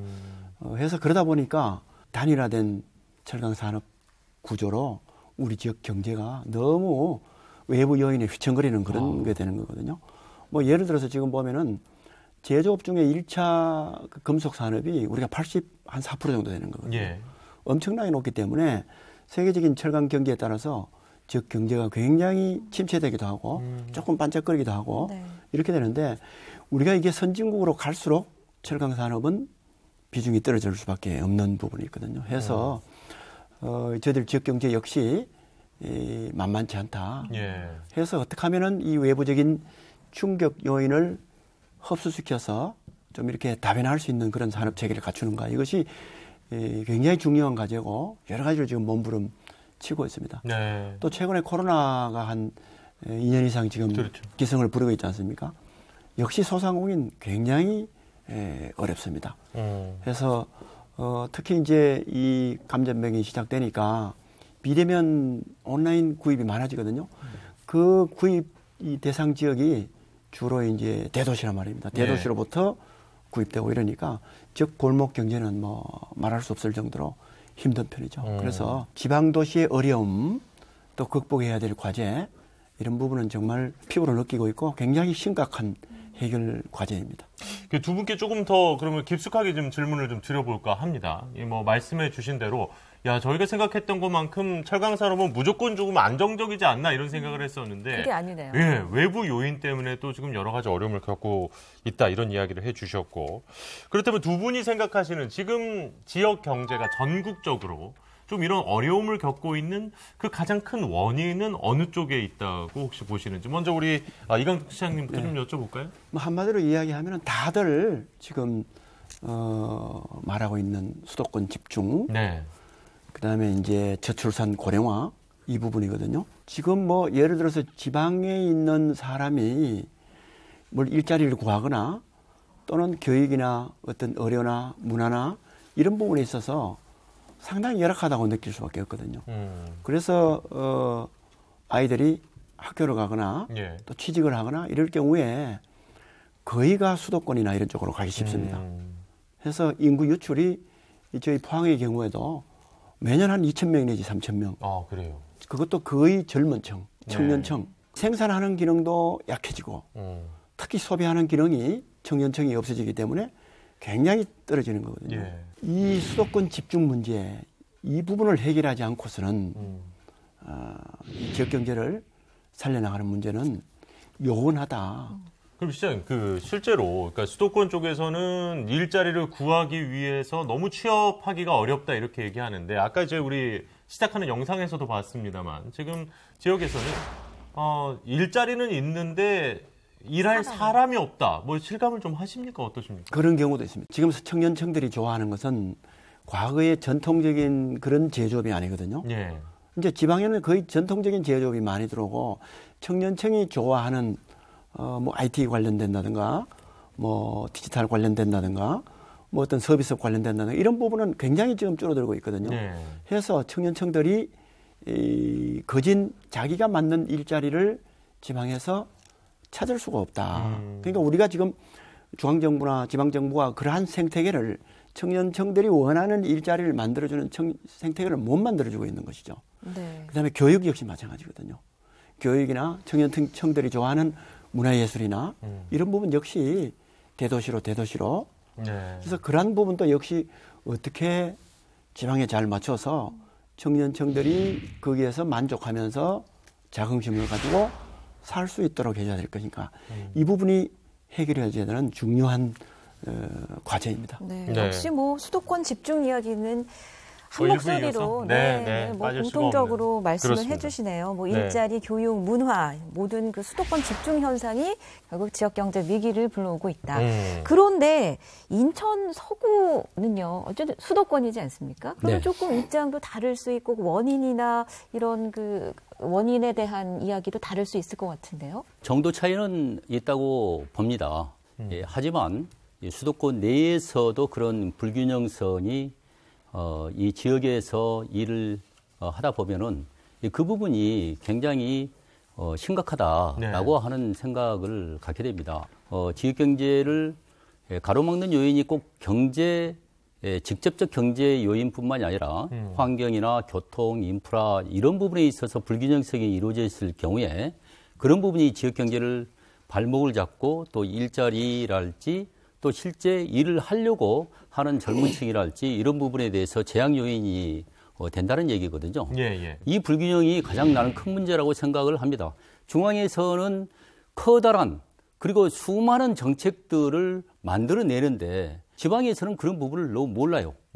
그리고 지방에서 중앙과 어떤 소통의 창구도 없습니다. 중앙의 모든 권한을 지방에 넘기기 어렵다면은 제가 보기에는 그 중간에 소통기구라도 제도화해서 어떤 정책적으로 피드백을 하고 서로 간의 대화를 통해서 이렇게 함께 나갈 수 있는 역할 분담이 이루어지고 정책의 성과를 거둘 수 있는 그러한 것을 제안을 드리고 싶고요. 또 하나는 연합적 기능입니다. 연합적 기능. 그 연합적 기능이라고 하는 부분은 어떤 정책과 기능에 있어서 한 가지, 두 가지만이라도 중앙과 지자체가 함께 할 수 있는 연합을 하는 게 어떤가 그런 제안을 좀 드리고 싶습니다. 어쨌든 재정, 인력, 권한 이 세 가지가 상대적으로 지방정부가 부족하다 보니 중앙정부에 비해서 그 한계들을 지금 아마 현장에서 조금 많이 좀 힘들게 지방정부를 지금 이끌어 나가고 계신다. 이런 느낌이 균형을 맞춰야 들었어요. 되고 서로 소통을 해야 된다는 걸 강조를 해주셨어요. 맞습니다. 일단 우리 전문가 두 분 일부에 이어서 계속해서 조금 이 권한과 재정과 관련한 이야기는 반복이 될 수밖에 없는 것 같습니다. 이건 뭐 어쩔 수가 없는 것 같은데요. 두 분이 보시는 지역 경제 위기의 원인 뭐 분석을 좀 해주시죠. 현대 경제 자체가 지금 뭐 예를 들어서 전기 자동차다, 전기 뭐 자율 자동차다 이러면은 옛날에 내연기관 뭐 가솔린이라든지 이걸 갖다가 실린더에 넣어가지고 폭발을 일으켜서 태우고 할 때는 부품이 뭐 6,000개 정도 들어가니까 협력 업체들이 뭐 금방 생기는데 이제 이게 이제 전기로 가면은 부품이 12개 나오면 15개밖에 안 된다는 얘기예요. 그러면은 그 협력사들이 이제 다 없어지는 거고 그만큼 일자리가 없어지는 거고 지역 경제가 다 죽는다는 얘기인데 불행하게도 이게 우리가 지금 자랑해야 될지 혹은 고민해야 될지 좀 딜레마적인 상황이 다른 나라 사람들이 우리나라를 일러서 저기는 디지털 이런 전환, AI 전환에 제일 앞서가는 나라다. 이 디지털로 가면 갈수록 이제 일자리는 없어지는 거거든요. 야, 이거 정말 뭐 기술 발전의 역설 같은 거네요. 그렇죠. 예. 예. 그러면은 우리가 그 문제가 그냥 안 할 거냐, 아마 하면서도 다시 이렇게 뭐 갈 거냐, 이제 이런 그 선택의 문제인데 피할 수 없는 거라면은 고용 없는 성장에서 고용이 있는 성장으로 이제 가야 될 거다. 왜냐면은 AI라든지 이런 그 디지털 문명으로 가면은 사회적으로 경제적으로 쓸모 없는 사람들, 네. 무용 계급들, 무용 인간들이 대량으로 지금 만들어진다고 얘기하지 않습니까? 이게 거대한 흐름인데 그 흐름에서 우리가 이제 지역 경제를 활성화시키고 고용을 창출할 수 있는 방법이 뭔가 함께 좀 예, 지혜를 모아봐야 되는. 예, 네. 그러니까 역시 이제 산업의 변화 이거는 뭐 이제 누구의 잘잘못을 떠나서 전체적인 흐름의 변화 속에서 우리가 어떻게 이 위기를 넘어갈 것이냐. 사실 이 토론회도 어떻게 보면 그것 때문에 저희가 자리를 만들고 있는 건데 네. 그래서 지역에서 지금 기업체를 경영하고 계시는 분을 만나서 이 지역에서 이 기업을 운영하는 데 있어서의 뭐 어려움이라든지 현실에 대한 이야기를 좀 나눠보도록 하겠습니다. 네. 자, 지금 화면으로 연결이 돼 있는데요. 네. 안녕하십니까? 안녕하십니까? 네, 예. 반갑습니다. 지금 지역에서 기업을 오랫동안 운영하고 계신데요. 먼저 자기 소개 좀 부탁드립니다. 예, 저는 경남 창원에서 32년간 기업 경영을 하고 있는 최재호라고 합니다. 창원에서 32년씩이나. 네. 예, 뭐 요즘 이제 참 지방에 털을 둔 우리 기업인들께서 어렵다 뭐 이런 말씀 하시는데 요즘 좀 어떠십니까? 많이 어렵죠. 코로나 시국에 소상공인들도 어렵고 저희 기업도 어렵고 모두가 힘듭니다. 구체적으로 어떤 어려움을 겪고 계신가요? 저희가 가장 지역에서 기업을 하면서 어려운 것은 청년들입니다. 우리 청년들이 기업에 들어와서 일하는 목적이 한 세 가지로 나뉠 수 있지 않습니까? 급여와 복지, 그리고 미래의 성장성을 보고 직장에 들어오는데 막상 직장에서 저희가 급여와 복지는 해결이 된다 하더라도 미래의 성장성은 시간이 가면 갈수록 수도권에 다 몰리기 때문에 네. 지역에서 근무하지 아니하고 어느 정도 지역에 근무하다가도 양질의 직원들은 수도권으로 올라가지 않습니까? 이런 부분이 제일 힘들고 두 번째로는 고령화는 계속 늘어나면서 청년은 계속 줄어들기 때문에 시장이 가면 갈수록 인구수도 줄고 어렵습니다. 네. 일 잘하는 직원들은 수도권으로 올라가 버린다. 그러면 또 사실 남아있는 직원들의 사기 문제도 분명히 좀 있을 것 같거든요. 그렇죠. 그리고 제가 얼마 전에 우리 지역 대학 총장님들하고 대화를 나눠봤는데 지방대학은 지금 국립대학을 포함해서 사립대학까지 모두가 정원이 미달입니다. 그래서 앞으로 청년들이 이 지역에 가면 갈수록 자꾸 인구가 줄기 때문에 참 걱정이 큽니다. 이렇게 되면은 결국은 뭐 지방의 위기, 지역 소멸 이런 악순환이 계속될 수밖에 없을 텐데요. 이렇게 당면한 어려움을 누가 어떻게 해결할 수 있다고 기업하시는 입장에서 보고 계십니까? 제가 기업을 하면서 참 안타까운 것은 대부분 지방자치단체장이라든지 많은 분들이 중앙으로부터 좀 돈을 받아가지고 그런 교부금을 받아가지고 무슨 사업을 하고 하는 거기에 많이 매달려 있습니다. 그러나 실질적으로 제가 바람직한 것은 지방 스스로가 재정을 확보할 수 있는 그러한 여건이 되어야 된다고 생각합니다. 아무리 큰 고기를 갖다 놓는다 하더라도 플랑크톤이 없고 하면은 작은 고기가 없으면 큰 고기를 살 수 없지 않습니까? 중앙으로부터 큰 사업을 가져온다 하더라도 지역 환경이 좋아야만이 지역이 발전할 수 있다고 저는 생각합니다. 그러기 위해서는 지역 스스로가 살아남을 수 있는 여러 가지 방안 중에서 제일 중요한 것은 결국은 그 기업들과 종사자들이 돈을 벌 수 있는 기회가 주어져야 된다고 생각합니다. 그 첫 번째로서 기업에 대해서는 법인세를 좀 경감을 시켜주시고요. 그리고 지역 종사자들에 대해서는 근로소득세를 경감시키고, 세 번째로는 우리 지역균형발전부를 만들어서 지역에서 기업하는 분들이 역차별당하는 이러한 일이 없도록 좀 도움을 주셨으면 하는 것이 제 생각입니다. 역차별이라면 어떤 부분인가요? 네. 중앙에서 정치를 하다 보면은 역차별이라는 개념을 이해를 못하고 그냥 막 마구잡이로 그 정책을 내는 경우가 많이 있습니다. 네. 예를 들면은 이번에 금융감독원에서 만든 법령을 보면은 지역의 기업은 3년간은 정부로부터 지정 감사를 받게 되어 있습니다. 네. 저희 기업도 해당이 되어서 했습니다만은 앞으로 지역에 있는 대부분의 대기업들은 지정 감사를 받게 되는데요. 지정 감사를 받는 것 자체에 대해서는 저희가 나쁘다고 생각하지 않습니다. 투명 경영을 하기 위해서 필요한 일이라고 생각합니다. 그러나 그러한 회계 감사를 하는 법인이 모두가 수도권에 있습니다. 저희가 지난해 같은 경우에도 감사 비용이 한 1억이면은 수도권에서 내려오기 때문에 최저비와 교통비 등이 한 1억 5천이 더 나갑니다. 그럼 1억 5천 정도의 저희가 회계 비용이 나가게 됩니다. 예. 그뿐만이 아닙니다. 저희가 뭐 햇살이라든지 여러 가지 측정을 많이 받게 됩니다. 정부가 여러 가지 규제를 많이 하기 때문에 그 규제도 우리가 물론 필요한 거라고 생각합니다. 그러나 그 규제를 하고 측정을 하는 기관이 모두가 수도권에 모여가 있습니다. 그러면 측정 비용은 동일한데 교통비나 최저비를 모두가 지방에서 부담할 수밖에 없습니다. 실질적으로 측정 비용이 100이라 그러면은 들어가는 비용은 250에서 300이 들어가는 거죠. 네. 그것뿐만 아닙니다. 마지막으로 좀 가슴 아픈 이야기 될지 모르겠지만은 공무원 수는 동일하게 되어 있지 않습니까?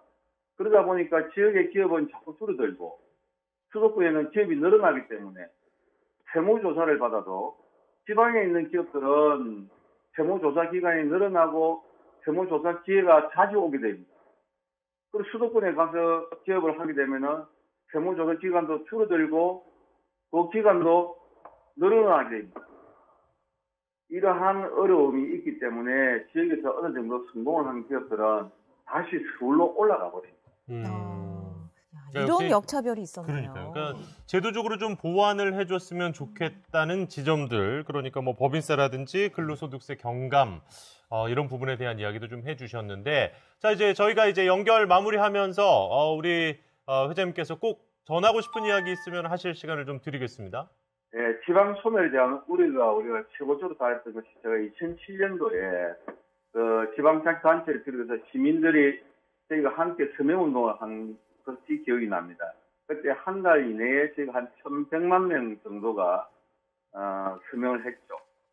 근데 그 이후에 선언적인 의미로 끝나고 진행이 그다지 되지 않았습니다. 정말 안타깝습니다. 우리 지역 균형 발전이 되기 위해서는 여야 없이 함께 노력을 했으면 좋겠고요. 오늘 같은 시간을 통해서 우리 정치인과 경제계 그리고 시민단체, 특히 공영방송을 비롯한 여러 언론에서도 함께 힘을 모아서 지역 균형 발전에 좀 적극적으로 나서주시기 부탁드리겠습니다. 네, 오늘 연결 고맙습니다. 감사합니다. 감사합니다. 네. 자, 지금 또 지역 경제인과 이렇게 이야기를 나눠봤어요. 네, 그러니까 지역에서 기업을 하기 어려운 이유가 무엇 때문인지, 그러니까 바꿔 말하면 기업화하기 좋은 환경이 무엇인지를 또 알 수 있는 그런 전화였습니다. 네. 지금 포항에선 또 큰 기업이 있는 도시니까 네. 포항시장께서는 말씀을 어떻게 들으셨습니까? 100% 공감합니다. 그리고 이제 대안도 몇 가지 구체적인 아주 세부적인까지 제시를 하셨거든요. 네. 중요한 거는 저는 그렇게 생각합니다. 이 지방 소멸이 얼마나 위험한 문제고 우리 국가가 해결해야 된다는 그런 인식을 우리가 명확하게 해야 된다. 그리고 그 방법도 또 아주 구체적이고 실행할 수 있는 걸 해야 된다. 혹자는 이렇게 할 수가 있습니다.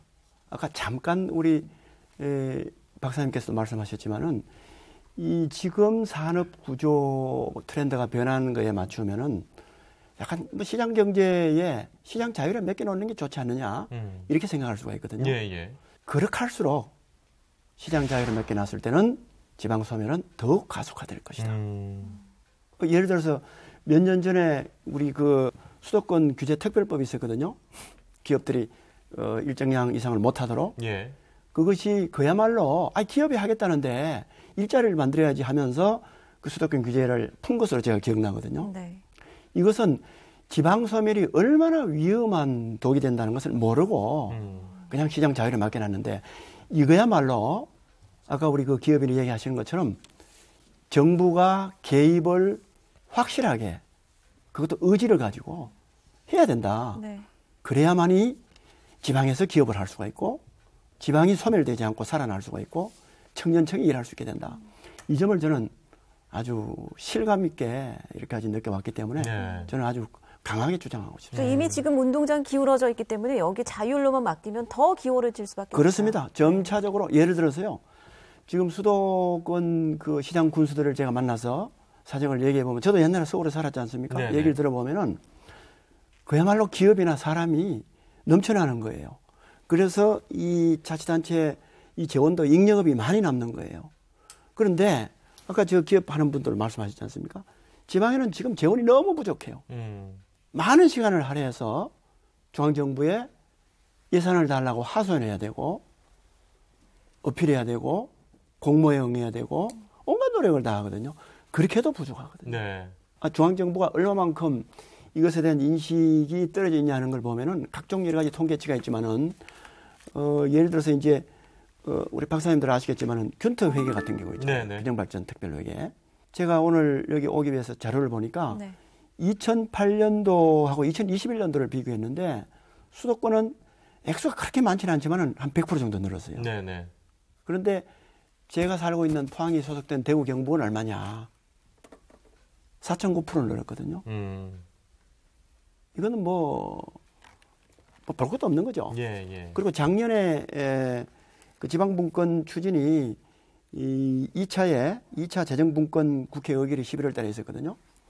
거기에 지방의 자주재원에 포함될 수 있는 그 지방 교부세율이 19.24%인데 그것을 계속 올리자고 우리 지방 정부들이 주장을 했는데 그건 논의하다가 그냥 그대로 무산되어 버렸습니다. 이것은 지방 소멸을 위한 자주재원을 확보할 수 있도록 도와주는 것이 정말 절실한데도 이것이 반영이 안 됐다. 저는 아주 잘못된 일이라고 생각합니다.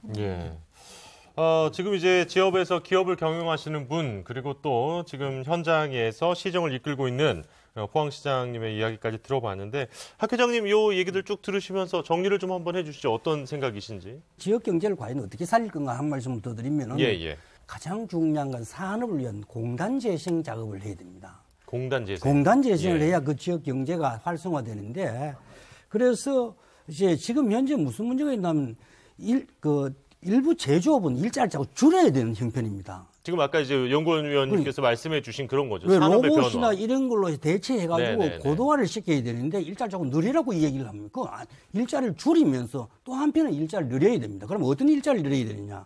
그러니까 우리가 지금 일자리를 만들면 수익이 되면 그 수익으로 뭘 하고 이렇게 생각을 하는데 일자리를 만드는 것 자체에 대한 지원을 해야 됩니다. 그래서 대학을 졸업하면 누구나 창업을 이렇게 하고 그중에 창업이라는 것이 100개에서 하나만 성공해도 성공을 하는 거거든요. 근데 그런 우리 인큐베이터가 전혀 없습니다. 그러다 보면 창업을 할 수가 없는 거예요. 그러니까 모두가 대기업으로 가는 겁니다. 그래서 창업을 많이 해줘야 되고 그다음에 뭐 정부에서 상당히 혁신도시나 이런 걸 통해서 많이 노력을 하고 있습니다. 그리고 여러지 한데 그러면 왜 잘 안 될까?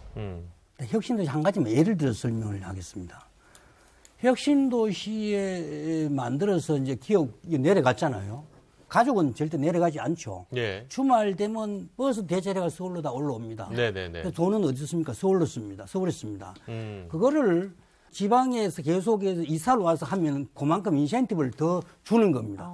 그러니까 기업이 당연히 살아야 지역도 사는데 정작 그 기업에서 일을 하고 돈은 서울로 올라와서 쓴다. 이 얘기를 해주셨는데 그만큼 이 지역에서 그곳에 거주하시는 분들이 그 지역에서 소비를 해서 지역 경제를 굴리는 것도 아주 중요하지 않겠습니까? 그게 선순환이 될 테니까요. 그렇죠. 그러니까 그래서 조금 지역 소비에 대해서도 우리 그 인천 서구청장님께 좀 여쭤보고 싶은데 아까 이제 서두에 말씀하실 때 소상공인 인구도 높아서 또 어려움이 있다. 그러니까 소상공인들 같은 경우에는 그런 지역 내 소비가 정말 중요하지 않겠습니까? 어떻게 보십니까? 예, 맞습니다. 뭐 국가 경제도 살기 위해서는 생산과 소비까지 촉진돼야 되지 않겠습니까? 지역 경제도 마찬가지입니다. 아무리 생산이 이루어진다 하더라도 영내에 소비 촉진이 안 되면 안 되지 않습니까? 우리 인천 서구에서 최근에 소비 진작책이 효과를 본 우리 스스로 우리 권한에서 한번 추진해봤던 사례가 있습니다. 어떤 건가요? 지역화폐. 예. 지역화폐 하면은 전에는 그 지류식으로 상품권들이 해왔는데 요즘은 5장 6부 시대라고 할 정도로 핸드폰이 반드시 있어야 되지 않습니까? 그렇죠. 지역화폐를 처음으로 모바일 페이먼트 베이스에서 추진을 했습니다.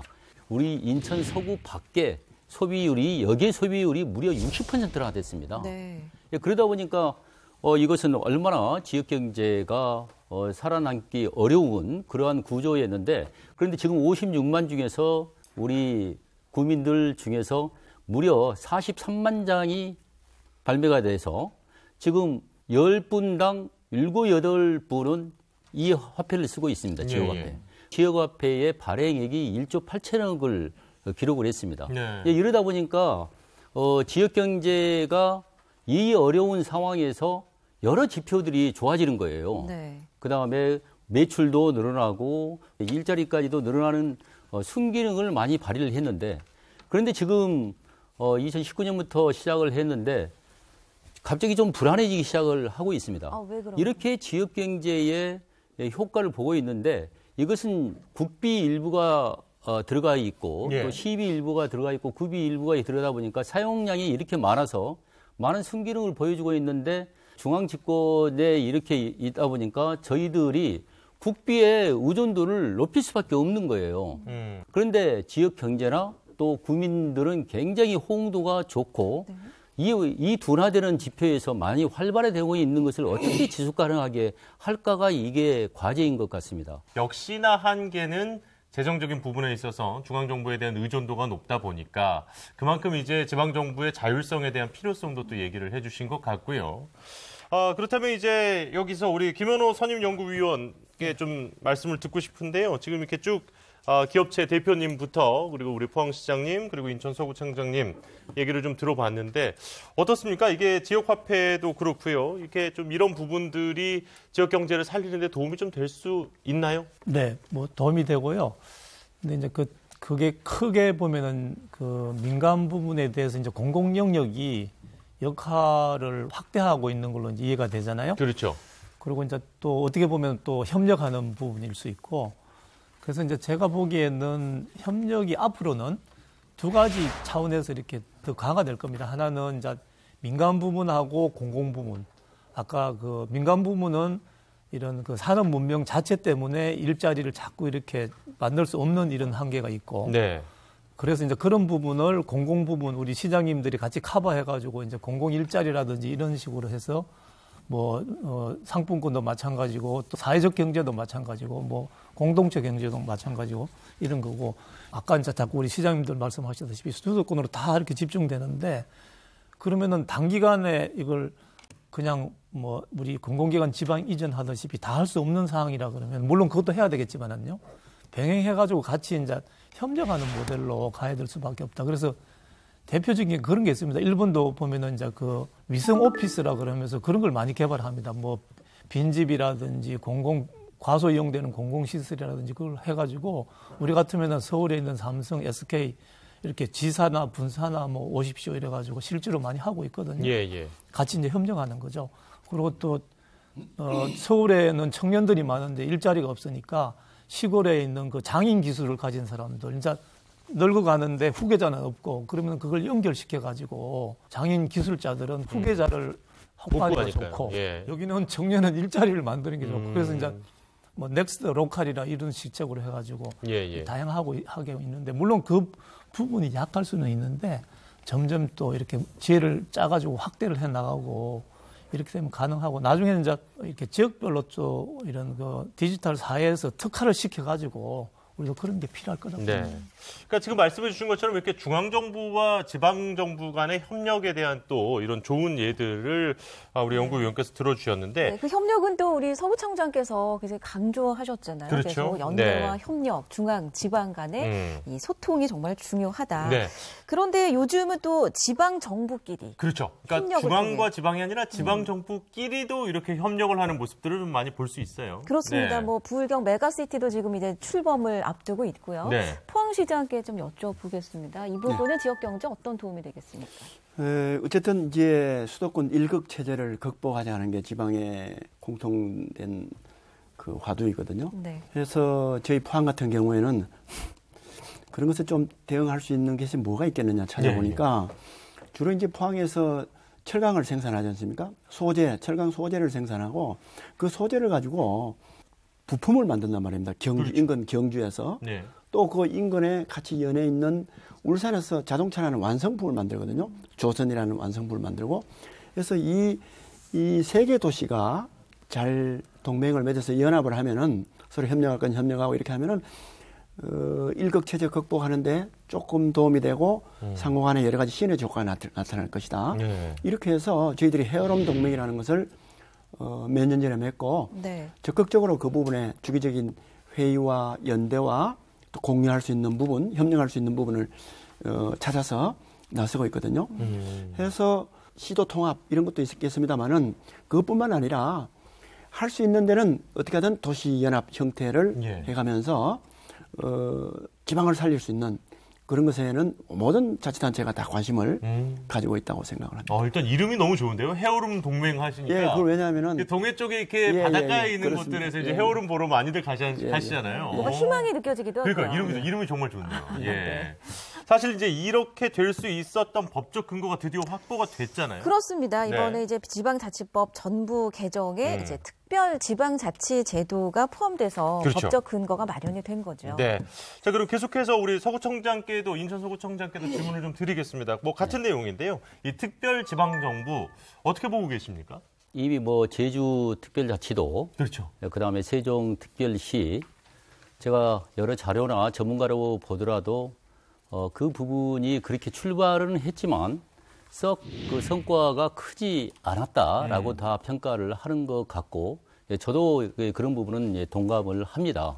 그런데 최근에 100만 이상의 또 특례시 근거도 만들고 우리 자치구처럼 우리 인천 서구도 앞으로 80만, 100만이 되는데 어쩌면은 특례 또 구를 또 특례 자치구를 출발을 할 수가 있습니다. 네네네. 자치단체별로 어떤 그 헤어룸 동맹이나 하듯이 일본에도 간사이 연합이라고 해가지고 또 지자체끼리 연합을 해서 중앙에 건의를 하고 또 이렇게 역할 분담을 했듯이 중앙과 지방 간에 역할 분담을 할 수 있는 특례구를 또 특례시와 이런 특례 자치구를 만들 수 있다라고 이렇게 생각을 합니다. 그리고 뭐 독일 슈투트가르트나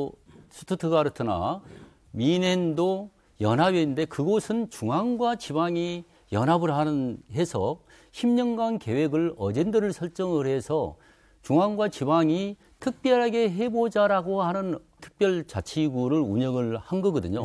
그렇듯이 우리도 좀 특별한 어젠더를 국가적으로 중앙에서 또 지방에서 이렇게 소통해서 정해서 그 어젠더를 해결할 수 있다면은 저는 이러한 중앙 집권이랄지 지방 분권이 이런 문제가 다소나마 해소될 수 있고 이 특례 자치의 근거를 모처럼 두었는데 실효성을 발휘할 수 있다. 중앙과 지방이 연대 협력할 수 있는 특례가 된다면은 저는 성공할 수 있을 거다 이렇게 생각을 합니다. 제가 오늘 쭉 이야기를 나눠보니까 이재용 구청장께서는 어쨌든 지금 지방정부의 한계를 인정하시면서도 중앙정부와 지방정부 사이에 이 소통의 창구에 대한 강조를 참 많이 해주시네요. 네, 협력과 연대. 그렇습니다. 네. 예, 좋습니다. 예.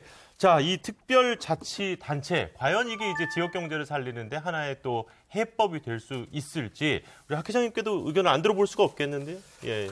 특별자치단체를 이제 해서 뭐 그 지역이 당연히 해야 되겠죠. 근데 그럼 다른 지역은 어떻게 할 건가요? 그렇죠. 다 특별로 하면 그거 하나만 하는 거죠. 모두가 특별이면 특별하지가 않은 거죠. 그래, 특별히 예. 자꾸 많아지면 좀 특별히 네, 되거든요. 네, 그래서 네. 제가 드리는 말씀은 이게 근본적인 어떤 사고의 구조를 좀 바꿔야 되겠다. 그럼 어떻게 바꿀 거냐? 산업 간에는 융합을 해야 된다. 예. 그 다음에 지역 간에는 중앙이든 지방이든 지역이든 협력을 해야 되는 시대. 그러면 산업을 어떻게 융합할 거냐? 예를 들면 이제 농업도 농사만 짓는 시대는 끝이 났어요. 농업하고 제조업, 그 다음 유통업이 융합되고 거기다 관광까지 플러스 돼가지고 7차 산업에서 그것이 온라인으로 다 연결되는 그런 사회로 바뀌어져야 된다는 겁니다. 그리고 이제 우리가 이제 중앙정부에서도 그 지방정부에서도 그렇고 우리가 무조건 소득 중심으로 가고 있는데 예. 그 소득 중심 이야기하면 소위 말하는 100m 달리기를 모두가 줄을 서서 달리기를 합니다. 그러면 1등 하는 사람 제외하고는 다 불만이죠. 네. 그렇죠. 그런데 1등 하는 사람도 불만이 왜냐? 언제 때가 2등 될지 모르니까. 우리가 수능에 익숙해져서 그런지 모르겠는데 다 각자 다른 방향으로 달려야 됩니다. 그러면 다 1등을 할 수 있는 거예요. 소득 향상에서 이제 행복 향상 쪽으로 좀 정책의 목표를 조정할 필요가 있다. 그래서 그렇게 하려면 어떻게 해야 되냐면 우리가 지금 서양에 자꾸 도입을 하는데 예. 지속 가능한 발전, 저는 이거 싹이라고 봅니다. 지속 가능한 발전은 없습니다. 예. 지속 가능한 변화가 있을 따름이죠.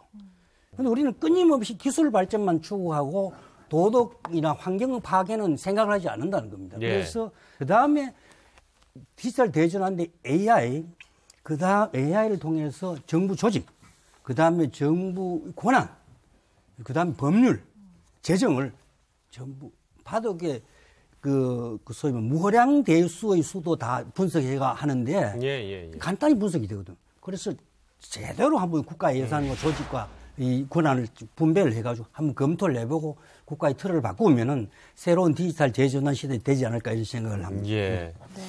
뭐 여러 가지 큰 얘기들도 많이 해주셨습니다만은 역시 이제 산업은 좀 융합을 하고 그리고 또 지방 정부끼리는 협력을 해서 정확한 데이터를 가지고 이 효율적인 분배를 하는 게 참 중요하다 이런 말씀을 또 해주셨고요. 네, 오늘 그래서 지방자치로 잘 살 수 있나요? 네. 이 해법을 이 지방분권, 지방자치와 연결해서 좀 풀어봤는데요. 그렇습니다. 지역경제 활성화를 위한 많은 이야기 나눴는데 또 끝으로 마지막으로 덧붙이고 싶은 말씀 한 말씀 여쭙겠습니다. 네. 지금 현장에서 가장 애써주시는 우리 시장님부터 좀 오늘 마무리 이야기 좀 들어볼까요? 우리나라 수도권 인구가 50.4%입니다. 청년층은 한 54% 더 많고요. 그러니까 지방에서 나온 청년들이 다 수도권으로 가는 거죠. 속된 말로. 인근에 있는 일본은 제가 통계를 보니까 28%예요. 프랑스는 18.2%, 독일은 7.4%. 결국은 도시화율이 진행이 될수록 결혼을 늦게 하고 적게 하고 출산율도 떨어지고 국가 소멸로 가는 거거든요. 지방에는 노령 인구만 남고 생산 인구도 없고 소비 인구도 없고 이렇게 되는 거거든요. 여기에 중앙정부 또 아까 기업도 나왔습니다만은 저는 아까 이 경남에서 기업하시는 분 훌륭하다고 생각합니다. 네. 큰 기업들 또 각종 지도자들 이런 분들이 그야말로 하방해서 지방에 가서 이 특징에 맞는 게 있을 거거든요. 우리 지방을 살리겠다. 살려서 대한민국을 살리겠다. 이런 의지를 좀 가지고 실천을 했으면 좋겠습니다. 그래서 결국은 우리 국가가 지속될 수 있도록 지역 경제도 지속될 수 있도록 모든 분들이 함께 노력하자 이런 말로 저는 마무리하고 싶습니다. 네. 또 인천 서구청장 말씀도 들을까요? 네네. 많은 선진 국가가 결과적으로 말해주는 게 국가가 경쟁력이 커지기 위해선 지방분권을 반드시 해야 된다라고 하는 절실함을 해왔지 않습니까? 네. 이 부분을 잘 우리는 인식할 필요가 있다고 생각을 합니다. 아예 헌법에다가 프랑스는 지방분권으로 이루어진다라고 명시를 또 했고, 스위스도 마찬가지로 끊임없는 아래로부터 경쟁과 혁신을 통해서 이 8만 불이 넘는 선진국을 마련했습니다. 그렇기 때문에 우리 국가가 잘 되기 위해서도 지방분권이 이루어져야 된다. 그런데 지금은 중앙이 너무 무겁습니다. 너무 무거우니까 비효율적인 거죠. 지방도 발전하지 않는 이런 결과를 낳고 있기 때문에 이 재정과 인적 자원과 그다음에 권한에 있어서 과감하게 연대 협력할 수만 있다면은 그렇게 출발한다면은 지금까지 해왔던 방식보다도 훨씬 더 효율적인 균형을 이루고 효율적인 지방이 되고 효율적인 국가가 되지 않느냐. 저는 이런 부분을 강조하고 싶고요. 지금 당장 할 수 있는 일은 인적 교류가 좀 반드시 이루어졌으면 좋겠다. 결국은 사람이 일을 하는 거기 때문에 중앙과 지방이 균형을 이룰 수 있는 연대와 협력을 지금부터라도 만들어냈으면은 국가 경쟁력도 또한 지역 경제도 저는 커질 거다로 이렇게 말씀을 드리고 싶습니다. 네. 두 분 이야기 잘 들었습니다. 자, 그리고 또 오늘 1, 2부 퉁틀어서 너무나도 좀 도움이 되는 이야기 많이 해주셨는데요. 우리 조덕호 학회장님 끝으로 한 말씀 부탁드립니다. 지금까지 우리는 이제 중앙정부 주도의 어버나이제이션, 산업화, 도시화를 통해서 큰 빛을 만들어냈습니다. 또한 큰 그림자도 만들었습니다. 이제는 그 그림자를 지우기 위해서 지방정부 중심의 루럴라이제이션, 로컬라이제이션으로 해야 되고요. 그래서 이제는 우리가 자꾸 해외 사례만 자꾸 공부를 하는데 이제는 우리가 우리 스스로 만들어내야 됩니다. 지속 가능한 발전을 넘는 지속 가능한 변화를 통해서 지방 소멸, 지방 절망의 시대에서 지방 희망, 젊은이의 세상으로 만들기를 기대하면서 제 말씀을 마치겠습니다. 감사합니다. 고맙습니다. 이제 또 마지막으로 김현호 선임 연구위원께 말씀 부탁드리죠. 네. 뭐 지역 경제 활성화도 또 다양한 대안이 있을 것 같은데요. 저는 뭐라 그럴까요? 좀 저변이 되는 인식의 이 전환 같은 것도 굉장히 중요하겠다 이런 생각을 하고 있습니다. 왜냐하면은 이 중앙부처에는 장관인데 광역 우리 단체장 도지사님 그다음에 뭐 시장님들은 차관급이에요. 그래서 그게 왜 그렇게 됐는 건지 아마 옛날에 중앙정부에서 시도지사를 임명할 때 임명직 있을 때 그때는 이제 뭐 임명장을 줘야 되니까 장관이 줘야 되니까 당신은 차관이다 뭐 이렇게 할 수밖에 없는데 아직도 이제 그런 게 있거든요. 한 단계 밑으로 보는. 또 하나는 그래서 이제 지방자치단체도 사실 그 일본 유산이거든요. 일본이 공공자치단체라고 얘기해서 이 자치단체가 아니라 정부가 돼야 되는데 빨리 이제 그렇게 바꿀 필요가 있다 싶어요. 또 하나는 지방교육청, 지방 무슨 뭐 검찰청, 지방 무슨 뭐 다 명칭에 사실 지방이라는 게 빼야 되거든요. 그냥 인천 무슨 교육청, 인천이라면 다 되는데 거기다가 또 지방이라는 걸 꼭 해가지고 한 단계 밑으로 이렇게 하고 있는데 그것도 보면 좀 우리 지방 단체장님들이 참 착한 것 같아요. 제가 단체가 다 빼버려 금방 뭐 할 텐데 그런 거 있고 또 하나는 희한한 게 저도 이제 농식품부라든지 이런 분들 만나면은 귀농 그러는데 귀농 얘기 좀 그만하라고. 저도 이제 시골에서 컸지만은 부모님들한테 나는 농사 짓고 빼골 빠지는데 도시 가서 생활하라고. 인식이 시골을 가서 다시 가면은 도시 생활에 나고자 뭐 귀향 뭐 이런 식으로 있어가지고 그 귀농 좀 쓰지 말라고. 근데 써요. 근데 일본은 보면은 또 귀농의 말 안 써요. 취농이라고 써요. 취할지자 해가지고 똑같다는 거죠. 원오브 되면 직업으로서 지금은 고향이 농촌인 사람이 별로 없어요. 뭐 새삼스럽게 귀농할 그것도 없어요. 왜냐하면 지금 한 30, 40대마다 다 뭐 이 도시에서 태어났기 때문에. 그래서 이제 우리 마음속에 있는 DNA, 내가 무조건 이 지방 소멸을 일으키고 서울로 가겠다. 그런 게 여러 가지 방면에서 좀 접근돼야 되겠지만은 그래도 좀 작지만은 좀 문화에 이렇게 알게 모르게 서며 있는 것들 이런 것들 좀 빨리 바꿔야 되는 아닌가 이렇게 생각합니다. 사실 이제 저나 안성 아나운서나 이제 저희 직업이 말이 정서에 미치는 영향이 사실 무시를 못 하거든요. 그럼요. 그렇다 보니까 이런 작은 용어 하나하나부터 우리가 조금 바꿔보면 어떨까 이런 지적을 또 해주셨습니다. 그렇게 되면 우리 인식이 또 바뀌게 되니까요. 그렇죠. 자, 오늘 우리 지역이 겪고 있는 위기 그리고 또 지방 소멸이라는 너무 크게 다가올 수 있는 이야기를 때로는 조금 크게 또 때로는 아주 깊숙이 저희가 이야기를 한번 나눠봤습니다. 네, 그 원인을 구체적으로 살펴봤는데요. 결국은 우리가 지방자치, 지방분권에서 현명한 해법을 찾을 수 있지 않았나 싶습니다. 그렇습니다. 이 지방자치제도, 지방정부가 이 본인이 잘할 수 있는 걸 하게 해주고 또 중앙과 또 서로 다른 지방정부끼리의 연대, 협력 이런 것들에 대한 중요성을 오늘 깨달을 수 있는 시간이었던 것 같습니다. 네. 저희는 이 다음 시간에 더 유익하고 도움이 되는 지방분권, 지방자치와 관련한 이야기로 다시 찾아오도록 하겠습니다. 오늘 함께해 주신 여러분 대단히 고맙습니다. 안녕히 계십시오.